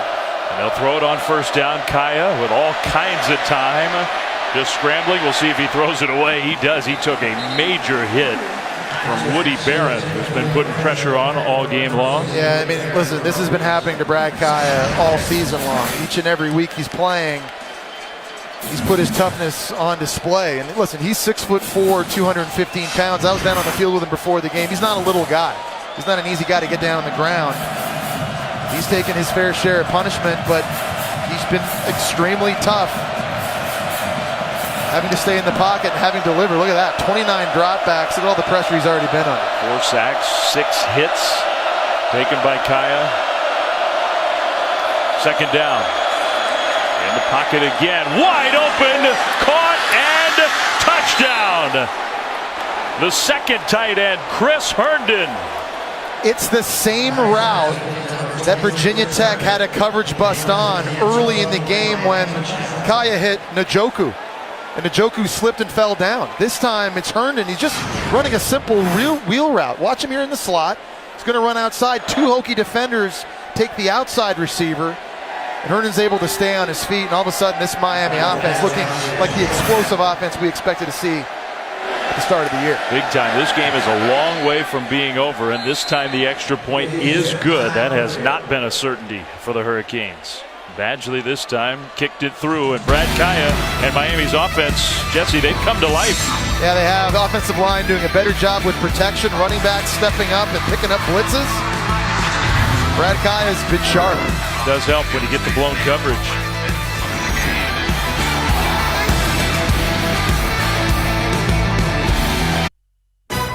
ESPN College Football, brought to you by Allstate, proud supporters of college football. It's good to be in good hands. Well, so many reminders of the great Frank Beamer still here in Blacksburg, and Frank who just celebrated his 70th birthday. All his sayings, words of wisdom, the trophies that are dedicated to all the success that the Hokies had under the great Frank Beamer, his number 25. They do a cool thing here under Justin Fuente. They asked Frank for his permission. His number is retired. They have given number 25 to a different Tech player every week, symbolizing excellence on special teams the week prior. So Anthony Shagag, he's the honorary number 25 tonight. And after the touchback, time for our game-changing moment presented by Benjamin Moore. Another number that's been big for the Hokies tonight, number 7. Yeah, Bucky Hodges, who's lined up a tight end. He's lined up a wide receiver. No matter where he's been, he's made a lot of plays for Gerard Evans. And a night where their main receiver, Isaiah Ford's been kind of quiet, only 1 catch on the night. Bucky Hodges has picked up the load. He's had a lot of one-on-one opportunities himself, some good looks, and as a result right now, 6 catches, 55 yards, and 2 scores, and that size mismatch, that's showing up right now for the Hokies. He's out there, all the way out there on the left side. They're going to run right and pitch it to McMillan, who made a pretty nifty little cut there just to make sure he got some positive yardage. That could have been a loss. Virginia Tech does a pretty cool thing. When they run these speed options, watch the center kind of pitch the ball. It's kind of a tough angle to see it there. But instead of snapping it straight back, the center actually snaps it to an angle and sort. There you can see it here. You see how he kind of leads the quarterback? So he's kind of catching it on the run, which helps the speed out to the perimeter. It's a pretty cool deal in the running game. Maybe it's impacted their standard snaps because those have been problematic. Nice move, Phillips in the open field, and another one. And Miami's secondary's having a tough time tonight tackling.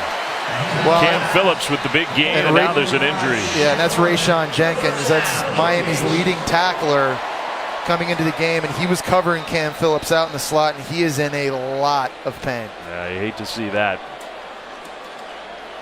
Already so many injuries for the Hurricanes, and that does not look good. They're going to try to take care of Rayshawn, and we will step aside. Hokies lead 23-16.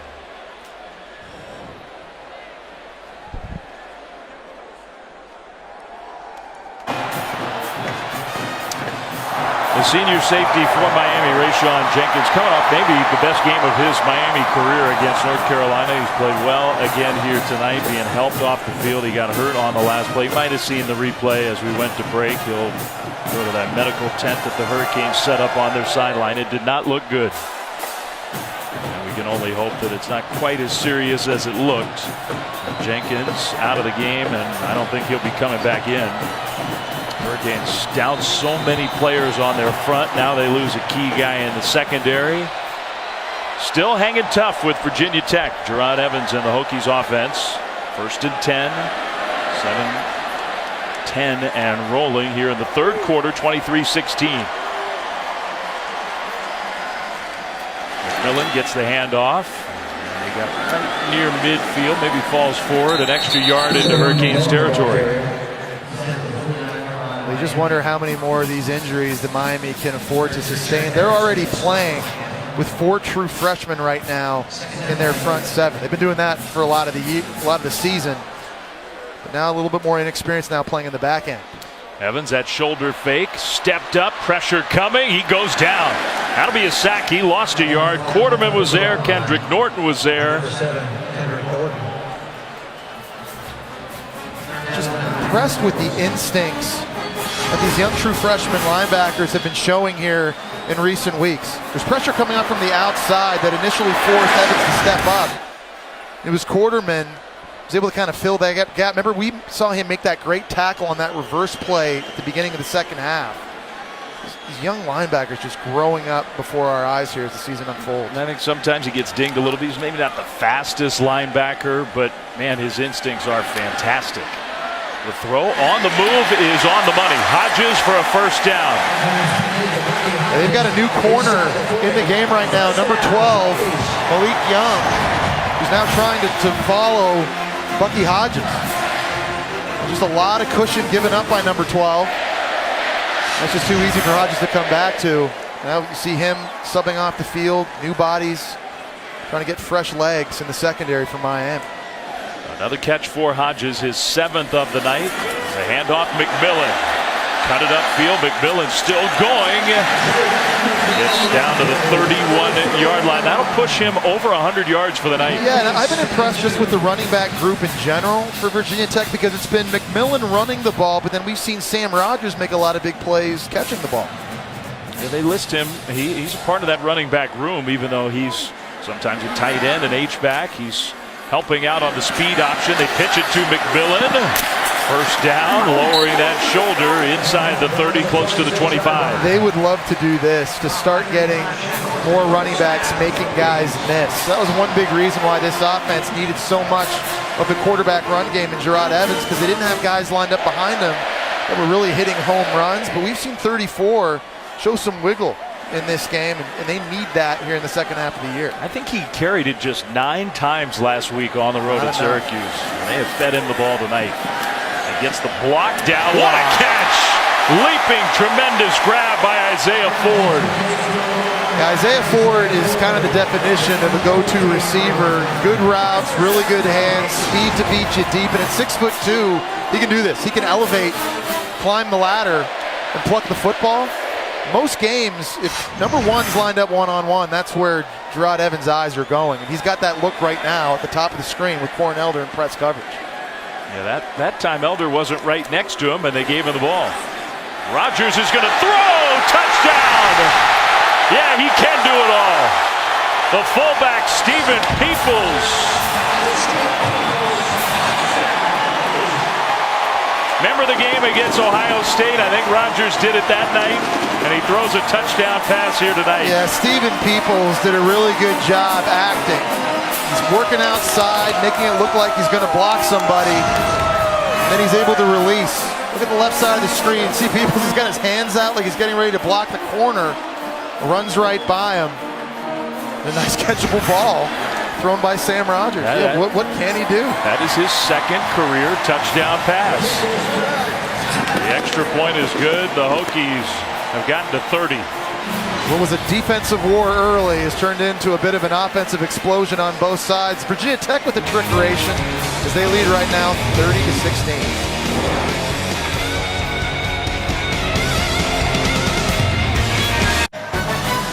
Saturday Night Football presented by Walmart. 8 Eastern this Saturday. Number 2, Ohio State. They did have some battles with the Hokies these last couple of years. This time on the road in Happy Valley. The Nittany Lions await on ABC, streaming live on the ESPN app. And Ohio State had some issues at Wisconsin last week stopping the run. You've watched Barkley for Penn State at running back. It's one of the best running backs in that conference. They're going to have their hands full with him. They have to do a better job against their best opponents of making sure Barkley gets the ball, because he is a tremendously talented player.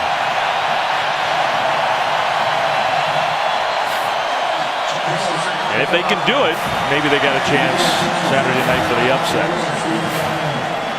Miami trying to avoid a 3rd consecutive loss after they reached the top 10 just a couple weeks ago. Touchback on the kickoff. Kai has really been on fire, Miami's quarterback, especially since the end of that first half and that 2-minute drive. Under some duress, throwing the deep ball, giving his receivers an opportunity, working the pocket, buying himself some time. There's a touchdown pass to Braxton Berrios, and then here early, little back shoulder throw to the true freshman Amon Richards. And then a wide open tight end, Chris Herndon on a coverage bust. Brad Kaaya coming alive, and I think really you got to give the credit first and foremost to the offensive line and the running backs doing a better job picking up blitzes and giving him time to throw. Well, you said it right off the top here tonight. The Brad Kaaya struggles were mostly about players other than Brad Kaaya, and he's got more of that help tonight. He's looked like his old self. He delivers one perfectly there, but a nice open field tackle for a short gain, and down to Laura. Dave, as you guys are mentioning, better O-line play. The coach from Miami, offensive line coach Stacy Searles, finally praising them for their protection. He's been telling them just buy Kaaya 2 more seconds of time, he will be able to make the throws. Also telling them they've adjusted to the noise and they're communicating better out there. That's got to be making a big difference. Second down, they will hand the ball off. Walt, nice cut, first down. How big would that be? You know, if they could kind of find some of these gains and some success running the football, just to slow that pass rush down, create opportunities in the play action pass game as well. This all helps Brad Kaaya, his ability throwing the football deep, these receivers outside. The run game has not been robust. Now the sack yardage takes away from some of that total. Has been mostly through the air where they've had success. A drop. The tight end right in his hands. Njoku just dropped it. And drops were a big issue against North Carolina in their last loss, and sometimes it's the easy ones like that. Now that's a lot. The highest of all Power 5 teams, 9% of their targets have been dropped. Yeah, that's just 1 out of every 10 passes dropped. These aren't Superman catches. These are balls that are hitting receivers in the middle of the chest.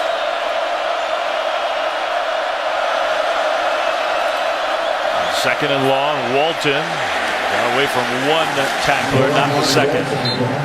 Chuck Clark got it. We haven't said Chuck Clark's name all that often tonight. He is a very solid player for the Hokies. Let's see if Bud Foster dials up the pressure again. He's been bringing it up the middle with his linebackers, Motua Puaka and Edmonds, number 49. Miami's done a nice job keeping their running back in the backfield. So they've got 6 blockers. They can handle, obviously, 6 defenders. As Virginia Tech decide to get aggressive again. Motua Puaka not blitzing, just a 4-man rush. That one is caught for a first down. And that had a lot of mustard on the throw, and it needed to. Outside working to Malcolm Lewis, because on the inside, Mook Reynolds, number 6, he was bearing down on that. You saw Brad Kaaya's arm talent there. Wide field NFL type throw on a 3rd down. Bud Foster decided to play a big zone coverage. Yeah, the problem for Mook was that Bud Foster was right there in front of that play, so he heard about it after that pass was completed. First and 10, Hurricanes. Pressure, Kaaya goes down again. Woody Barron, what a game. Spin move, and he's working against Miami's best offensive lineman, in my opinion, Daniel Isidora. Watch this right here. Quick feet, circle button, and he's in Brad Kaaya's lap. That time didn't have to bring any pressure. That was just a one-on-one defensive tackle showing off his pass rush ability. That's his 5th tackle for a loss his alone. Woody Barron tonight. 5 tackles for loss in 1 game. 3 quarters. Berrios with the catch, and he just got walloped. Motua Puaka knocks him down. Now here's a scenario where I can envision Bud Foster decide to sit back. 3rd California, want to just keep the ball in front, play big zone coverage, and get the ball back. And you've got 4 D linemen right now, including Woody Barron up front, that are winning their one-on-one matchups. He wants the wipe call. Yeah, it looks like this is one of those deals. Some guys moving around up front, just putting their hand down in the ground. Who's coming, who's not.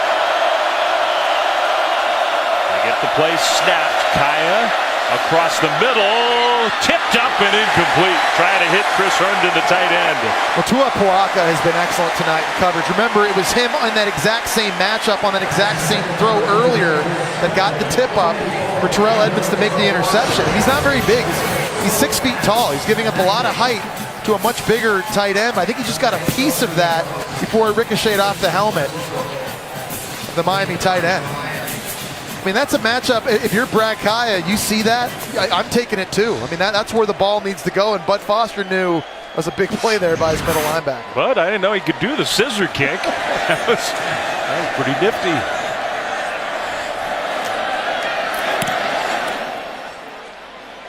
Stroman is going to let it go over his head. And that won't make, in fact, that'll help the Hokies by a couple of yards down to at around the 17. Our college football rankings brought to you by Northwestern Mutual. The top 10, the top 5. Number 1 is pretty well established, but Ohio State, Michigan, Clemson, all undefeated. Washington is too. You know, how about another challenge for Alabama? 3rd straight week now, playing a highly ranked opponent, this time at home in Texas A&M. Louisville at noon on Saturday against a very good NC State game. Here inside the ACC, that's going to be a great game. That has a chance to be a really quality win for Louisville. We were sort of looking at the schedule thinking they go to Houston, that's a chance for a big win. But if they're ultimately going to try to make the argument with 1 loss to be considered for the playoff, NC State's played well enough to where that would be a good win. Could have beaten Clemson last week. Ryan Finley, the Boise State transfer quarterback, he's been lights out this year. That's kind of a theme in the ACC. Great quarterback play across the board. I think so. Really impressed with it. You're seeing 2 of really good quarterbacks dueling it out here tonight. I don't think there's much question the ACC's been the best quarterback league in the country this year. And the 2 quarterbacks tonight, number 15, number 4 for Virginia Tech, have both played well. So we got 15 minutes to go under the lights on Thursday night in Blacksburg. As the Hurricanes trying to come from behind against the Hokies, it's 30-16 after 3.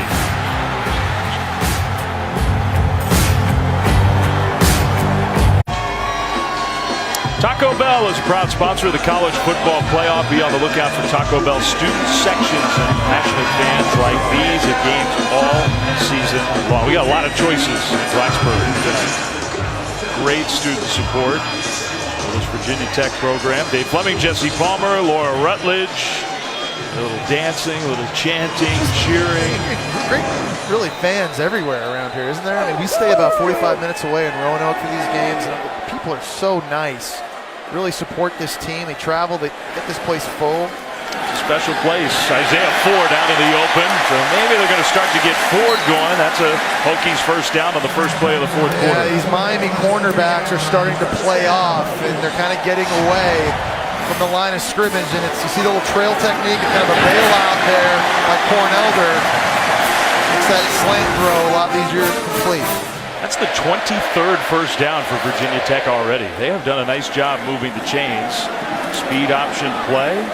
Part of it is they've been productive on first down. Yeah, listen, this will be a fun quarter to watch. There's a lot on the line in this game for both of these teams. A lot. Everybody will tell you every game's a must-win game. This is the definition of a must-win game for both of these programs. Midway through the season, Virginia Tech still controls their destiny in the Coastal. Miami needs help, but they need this win badly to stay in the race. 2nd down and 7 for Evans and the offense. The Coastal is just so wide open in this ACC. You got Clemson, Louisville, and Florida State on the other side. This one is incomplete, intended for Hodges. And this is a critical game. Virginia Tech's already got that win in their pocket against North Carolina. That is such a big win. Now, they played it in a virtual hurricane in Chapel Hill, but the Hokies won the game. Pitt, they think they're a contender in the division. Miami knows its hopes are not great. Well, they need help. They need North Carolina to lose twice. They need this win. Both teams still going to play a very good Pitt team. Virginia Tech, they still got to play Virginia, only has one conference loss. Yeah, the Hokies have Pitt next week on Thursday night. We'll be there. Isaiah Ford, another Virginia Tech first down. Yeah, they're getting him going. Remember, he was quiet in that first half. We know he's being matched up.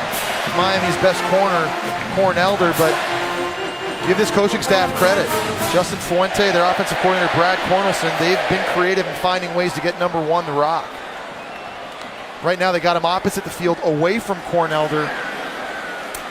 Evans, he's used that shoulder fake a lot tonight, and he's also used his speed. Into Miami territory, another first down. Yeah, he just moves so well for a 240-pound guy. He moves a lot like a running back. I mean, you see the ability to make guys miss. These are linebackers and safeties that are flying up and trying to tackle him. Just impressive athleticism. And again, this is why this guy was the #1 rated JUCO quarterback coming out last year in a big there are a lot of programs that would have loved to have had him in their locker room on the field leading their team. And I do think you got to give Cornelson, Fuente a lot of credit. Evans a talented guy. Rogers got decked. But the level of competition is so different, and he has just hit the ground running right away, productive. And it's not just running the ball. I mean, look at his performance tonight. 21 of 30, 2 touchdowns, no picks. Hasn't really put the football in harm's way, and this is why he's the most efficient passer right now, and what you and I think both agree is the best quarterback conference in college football. And Trubisky at Carolina is having a great year. Deshaun Watson, we know, a Heisman contender. Lamar Jackson is the Heisman favorite. Ryan Finley at NC State. I'll tell you what, even Dungy at Syracuse has been tremendous. He spins the pill. Sort of a rollout design. That one knocked up in the air and incomplete. That was dangerous for a moment. Trying to get the ball to Ford once again. But of all those quarterbacks we just rattled off, if you use quarterback rating as your tool, the #1 is that guy. Yeah, Jerod Evans. I mean, listen, playing in a brand new system, just gets on campus, and he's got a quarterback battle in the offseason with Brendan Motley that he's able to win. And you know, every game he's played, he just seems to get more and more comfortable. This team is buying in to Jerod Evans, and I'll tell you what, he's played well enough certainly for this team to win the Coastal Division. Then who knows what happens in the ACC title game. I would love to see them pair up with a team like Clemson or Louisville or Florida State. Yeah, you got a chance to win a championship. Pressure comes from Miami. Evans steps up and throws. Tipped up, incomplete almost, and maybe should have been intercepted. Yeah, that's Malik Young. Been getting a lot more snaps here in the second half. We haven't seen Jerod Evans do that very often. And number 12, Young, he just let this one get right through his hands. Bit of a high throw, trying to work the right side of the field, way overthrows number 45 Sam Rogers, and that was about as easy as it's ever going to get. Now, one thing with the punt, now we'll see if Virginia Tech really pins him deep. Barrios lets it go, and they do. It'll be down at about the 6, maybe the 7-yard line. So that does make a difference in terms of field position. They'll get the ball back even with the interception dropped. But a long way to go for the Hurricanes, down 30-16. Two big SEC games on Saturday. College football prime time. We'll start with Arkansas and Auburn. Auburn back in the top 25. That one at 6 Eastern, and then Ole Miss and LSU. Brent and Jesse will be there in Baton Rouge. Nighttime there. Feels a lot like nighttime here in Blacksburg. Those are two good ones on Saturday on ESPN. Brad Kaya and the Hurricanes have the ball once again inside the 10. They have not started to drive outside their own 25 all game long, and this time they're going backwards. Tim Settle, the freshman defensive tackle, making a great play. And see Bud Foster on the sidelines, been there for years, the defensive coordinator, and so involved during the game, and the cat and mouse game that's going on. Miami at the line of scrimmage, and they're audibling, and Bud Foster then audibling and relaying to his guys on defense to switch out. Now the play is called. All he can do is watch. Walton Got knocked off balance by Terrell Edmunds. It'll be third down. I also just like his demeanor. You know, how many times do you see defensive coordinators on the sidelines just freaking out, getting emotional, and Brent Venables fired up? And a lot of these guys need their own get-back coaches. Look, Bud Foster, he's just standing by himself. He's got a foot out in the field. He's got his play sheet. I mean, Brent's a great coach, but it takes a 300-pound dude to keep him from running on the field every play. Mike Stoops back in the day. Yeah. Loved him too. Legend. Maybe he needed a little pull that time. Kaya on the move, nowhere to go. Just trying to avoid the safety. And Bud will be happy about that sequence. I think Brad Kaya's played a good game tonight. The one place where I think he struggled is not throwing the football away when the pocket's collapsed and broken down. Understanding field position is so critical, and a punt's okay. But right here, he's looking downfield, nothing's open, he's got his right tackle. You know, he's got his hands full, and really, Tyree St. Louis, he's working against Mahota. Mahota's not even rushing. See Bud Foster loving it. His guys have made a lot of plays behind the line of scrimmage. Yeah, we got another one. That's the 6th sack of the night for Tech. Punting from near the back of the end zone, and contact after the punt. And there was no flag thrown. A short punt. Stroman takes it. Virginia Tech is going to start well into Miami territory. Was the special teams player blocked into the punter? I was just going to say, it's a really good call there, not having a penalty for roughing the kicker or running into the kicker, because I believe he was blocked into the kicker. You see that right there? Yeah. Number 80, I think that's their defensive tackle, R.J. McIntosh, actually pushing number 36, Adonis Alexander, into the punter. A good no call. That's the read, because that one might have been the 15-yarder. Oh, yeah, an automatic first down. Yeah, he took a shot. Instead, no penalty, and the Hokies have a chance, maybe not to put this game away. We still have almost 10 minutes to go, but with tremendous field position thanks to their defense. And Evans is throwing the ball on first down, going for it. End zone, overthrown. Trying to find Hodges once again. If he had put that on the money, that was going to be a third touchdown for Hodges. Yeah, but Bucky Hodges, he just scares you to death because he's got a lot of speed and he has the ability to run by you, but as we saw earlier in the game, even if he doesn't, and you just give him a jump ball opportunity, I think that's a throw that Evans would like to have back. You prefer to underthrow that, just put air under it, and let the 6'7" receiver go up and dunk on someone. 2nd and 10. Handoff, straight ahead running. The ground game has been excellent for Tech. That's Marshawn Williams that time. It probably as good as I've seen it now in a couple weeks for Virginia Tech. We got to give their big hog mollies up front some credit. They're getting some movement and some push. And again, they're playing against the Miami defense that's down a couple starters. Well, look at the difference in rushing yards in this game. Huge. And that's big right now in the fourth quarter when you're trying to bleed the clock with this 2-touchdown lead. 3rd and short. Evans keeps it. Evans, I thought he was going to get there. Then he tried to shuffle over and did not get the first down. He was stopped. Yeah, it looks like if he would just kept going north, he could have picked that up. Now Manny Diaz, he's waiting to find out. Are you going to kick a field goal or are you going to go for it? And it looks like Virginia Tech doing the smart thing. Yeah, up 14, I think. The math would tell you get the 3-score lead. Yeah, you make it a 3-possession game, no doubt. And your kicker again, Joey Sly. It's been lights out tonight. I'm going to say a 43-yarder, I think, officially. It was blocked. Blocked, and Miami's defense and special teams comes up with a huge stop. The block kicks for both of these programs, good and bad, have been such a big part of the story. But Miami's been so good at it all year long. 3 block punts on the season. This is now their 3rd block kick. Number 4, Jaquan Johnson, doing a great job splitting the blockers and diving out and getting ahead of this. Momentum changing play now, giving the football back to Brad Kaya in midfield. Manny Diaz, he loves it. That's tremendous field position, and the Hokies did not take advantage. Here's Coley. He's tackled out of bounds after a nice gain, and he's hurting on the sideline there. Well, I think Miami needs to get the tempo up going a little bit now, and you see Coley here on the sidelines. That's bad news for Miami. He's been their most explosive wide receiver this year, and it looks like he's in a lot of pain. So we'll take a break here and hope that Stacy Coley is all right. 8:14 to go here tonight at Lane Stadium. And can we see what happened?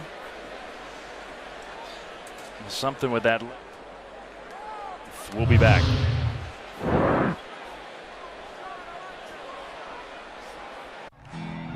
ESPN College Football, brought to you by Cadillac.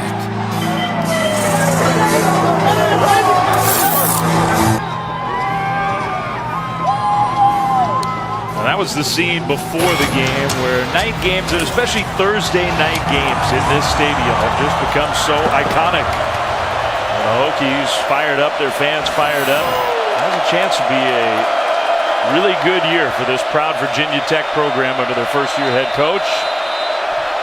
Trying to finish off a win in a very big ACC game. 8:14 to go. Hokies on defense. Yearby out into the open. What a move. Yearby still going to the 30, to the 20. He's finally tackled at the 15-yard line. Yearby makes, I counted at least 2 defenders miss right up the middle. He has phenomenal feet. Picks him up, puts him down so quickly. Just a zone read play, and he's able to just kind of get north right in the crease.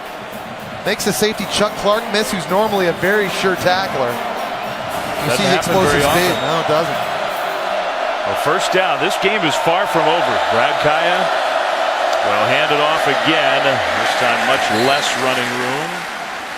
But I do think it's important that Miami kind of picks up the tempo a little bit, plays with a little bit more sense of urgency now. Under 7.5 minutes to go, down 2 touchdowns.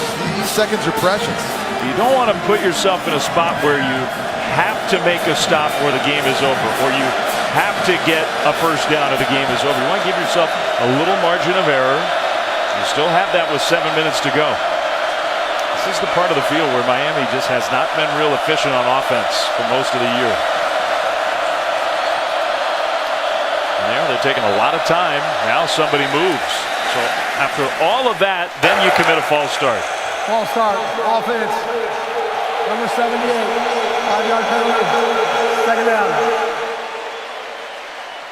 I mean, you think about the fact that the Hokies have had only 1 3-and-out all game until that last drive, which I guess would count as a 3-and-out with the blocked field goal. The time of possession is fairly even, but Virginia Tech's done a good job of chewing clock when they do get the ball.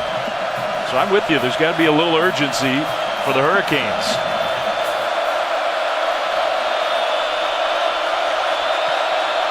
Not been a lot of it this last minute. Kaya steps up, throws short, incomplete.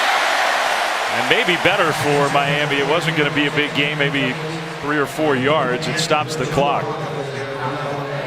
The only thing is, you got to be thinking field goal doesn't help you much. No, I was just going to say, this is 4-down territory to me if you're Miami and offensive play caller and head coach Mark Richt. So if you're Brad Kaya here, you don't have to get it all back necessarily, but you certainly cannot hold on to the football like he's been doing and afford to take a sack.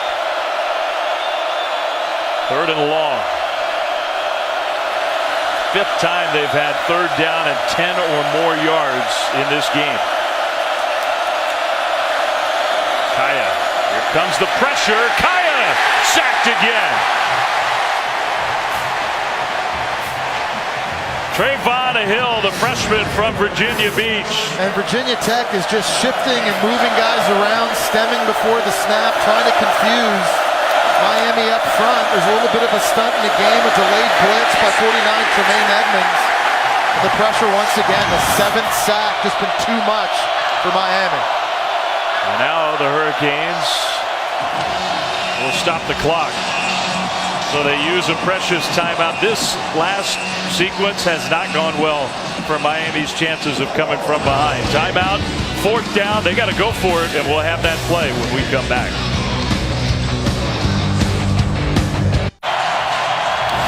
It's the ACC on ESPN. It may be the ACC's loudest venue. Play of the game, 4th down and very long.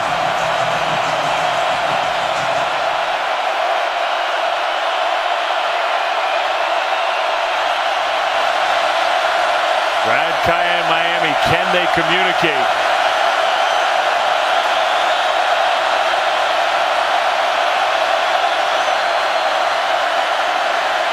goes toward the back of the end zone, and a pass that is caught but out of bounds. Coley caught it, and he's begging for the penalty flag, thinking he got shoved. They got to look at that again. That was really close. So I think him even getting his left foot down in bounds. I'm surprised.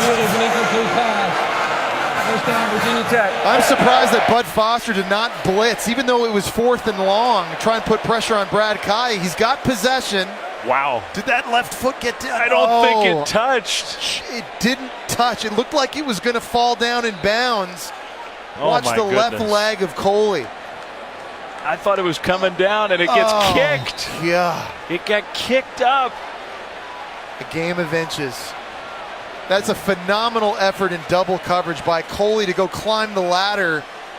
And just by somehow physics, just keeps his left foot off the turf. It was almost like a lever. Now McMillan out into the open. So this game may have been decided in those last couple plays.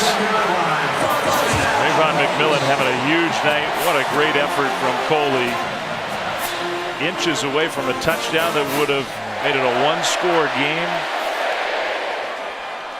But how about the night McMillan's had? This is an offense of Virginia Tech. Their offensive line have not been overly physical, getting a lot of movement tonight. They rose up to the challenge. They made it an effort, a concerted effort in the game plan to get number 34 McMillan the majority of the touches, which they should do moving forward. There's a place for Sam Rogers to get catches, and there's a place for Marshawn Williams to get touches as well. Second down coming up. First to check in studio with that, Dan. All right, Dave, thank you very much. Brett Rippon and Boise State, they have a 29% chance to win out, according to FPI. The second best win-out percentage among group of 5 teams. Toughest game remaining for them is against BYU. It's coming up 16 minutes from now. Dave? Yeah, so the toughest challenge perhaps left on the schedule for the Broncos. Meanwhile, Virginia Tech, we were talking about the Hokies, their offense. Miami came into this game top 5 in the country in scoring defense, number 1 in the ACC. Their defense is limited with injuries, but still really talented. Evans keeps it. And he'll get another Hokies first down, still going. Yeah. He's the quarterback. He is tough to bring down. No, he is. And you know what I love to see there is the ball security. He's running into a pile. He's got 2 hands on the football. And that's important for him because he's had 2 fumbles in his last 2 games. But you just see the advantage having the quarterback runs and how that helps this offense. And on top of that, having a 240-pound quarterback, the physicality he helps bring this offense. And now, of course, Virginia Tech just milking the clock as expected. Sports Center at night. After that game we were just talking about, Jesse, BYU, Boise State. So John Anderson, Lisa Kearney will be standing by. There is a lot to talk about in the NFL, the National League Championship Series, Cubs, Dodgers, this game, college football, the game after us. NHL started. There's your Canadian. Well, my Blue Jays are out of it now in baseball, so. Time to be a Leafs fan? Something else for a lot of Canadians, you know, around this globe to get excited for. The Maple Leafs franchise looking for a savior. Where do they go to find it? Scottsdale, Arizona. There you go. How many goals in his first game are we talking about? I think he had 4, right? Yeah. And that's my hockey knowledge for the night. Good boy. Under 3 minutes to go. Tech just trying to end this game with the ball. Second down and long. Now Mark Richt is going to call a timeout to stop the clock to set up third down and a chance maybe for a final stand for the Hurricanes. So we'll step aside. 2:53 to go. Hokies trying for a big win.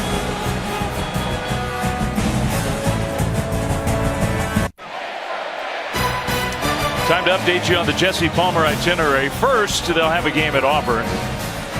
Arkansas and Auburn. That's a really good one. 6 Eastern on Saturday. Big game in the SEC West. And then another big one. Ole Miss and LSU in Baton Rouge. That's where you'll be. Yeah, I cannot wait to see LSU's receivers Ole Miss's receivers and LSU's DBs. How about Gerard Evans? He's going to take it all the way. The finishing touches. Against a really good defense.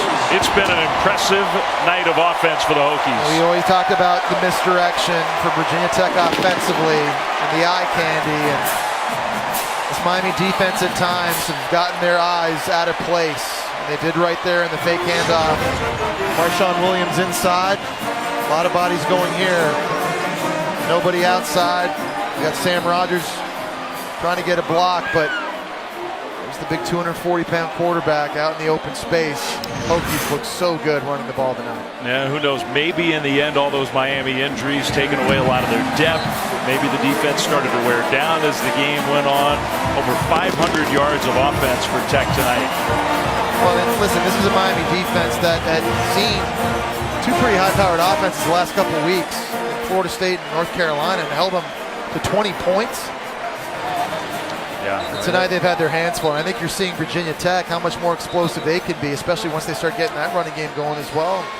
Rod Evans, a quarterback, keeps playing efficient football. This is going to be a tough team to beat. So it kind of sets the stage for our game next Thursday night. Now, we won't have Enter Sandman, not here in Blacksburg, which has kind of been the ultimate Thursday night venue. I mean, it'll be rocking at Pitt. The Panthers are playing well. Pat Narduzzi's got an explosive offense, himself known as a defensive coach. Yeah. It's been their offense that has been really, really good. And that'll be a huge game in the ACC Coastal. Well, and Pitt coming off a bye week. They've had extra time to prepare for Virginia Tech. But I've been impressed seeing how Virginia Tech's responded tonight after that loss at Syracuse last week. It does help to have these home fans. Man, what a home field advantage. What a difference.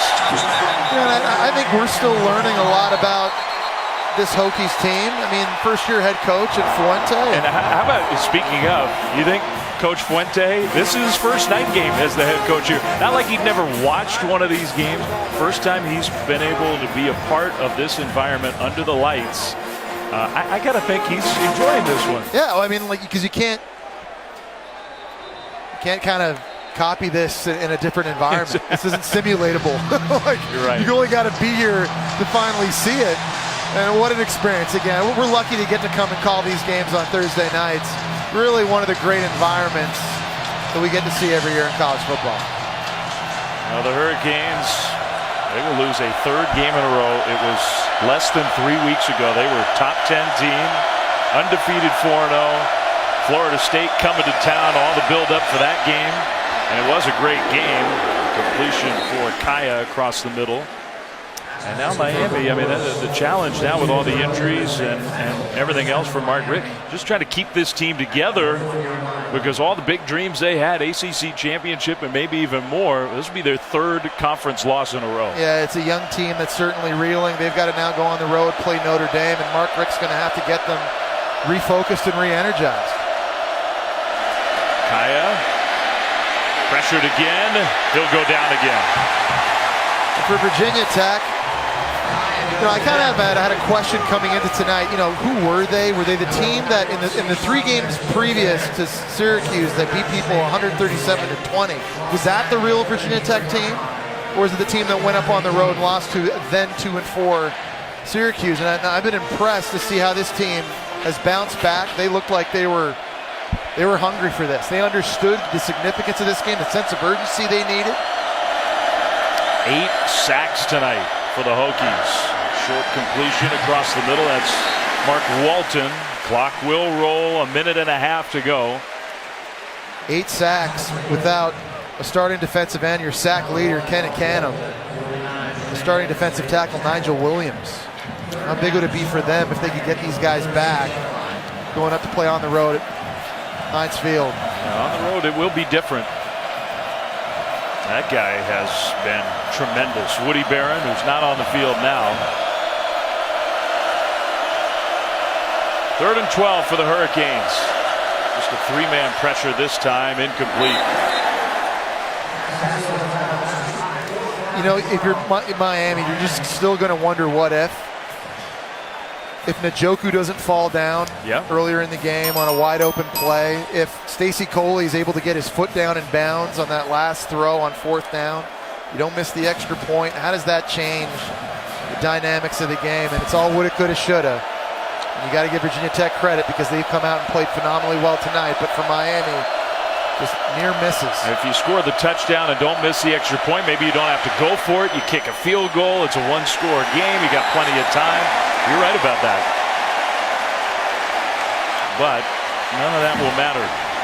because the Hokies are putting this one away. They'll get the ball back and presumably just take a knee.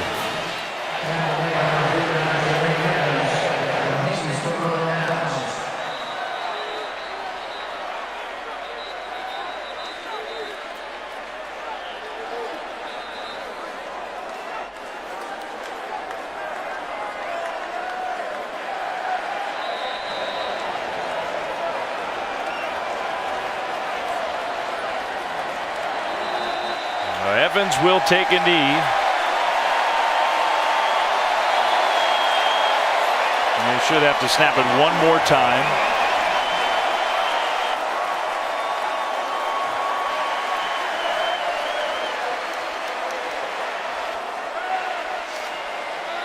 Oh, there we go. That'll be the final snap. Been really impressive all around defense, pressure, and the quarterback Gerard Evans. I tell you, this JUCO transfer is going to give Virginia Tech an opportunity to win the Coastal Division and compete for an ACC championship. Sets the stage for another big one for Virginia Tech next Thursday night on the road at Pittsburgh. The Hokies will improve to 5-2. The Hurricanes lose 3 in a row. 37-16, the final score for Jesse Palmer and Laura Rutledge. Dave Fleming saying, so long, time to take you to Boise State, BYU. And Jason Benetti.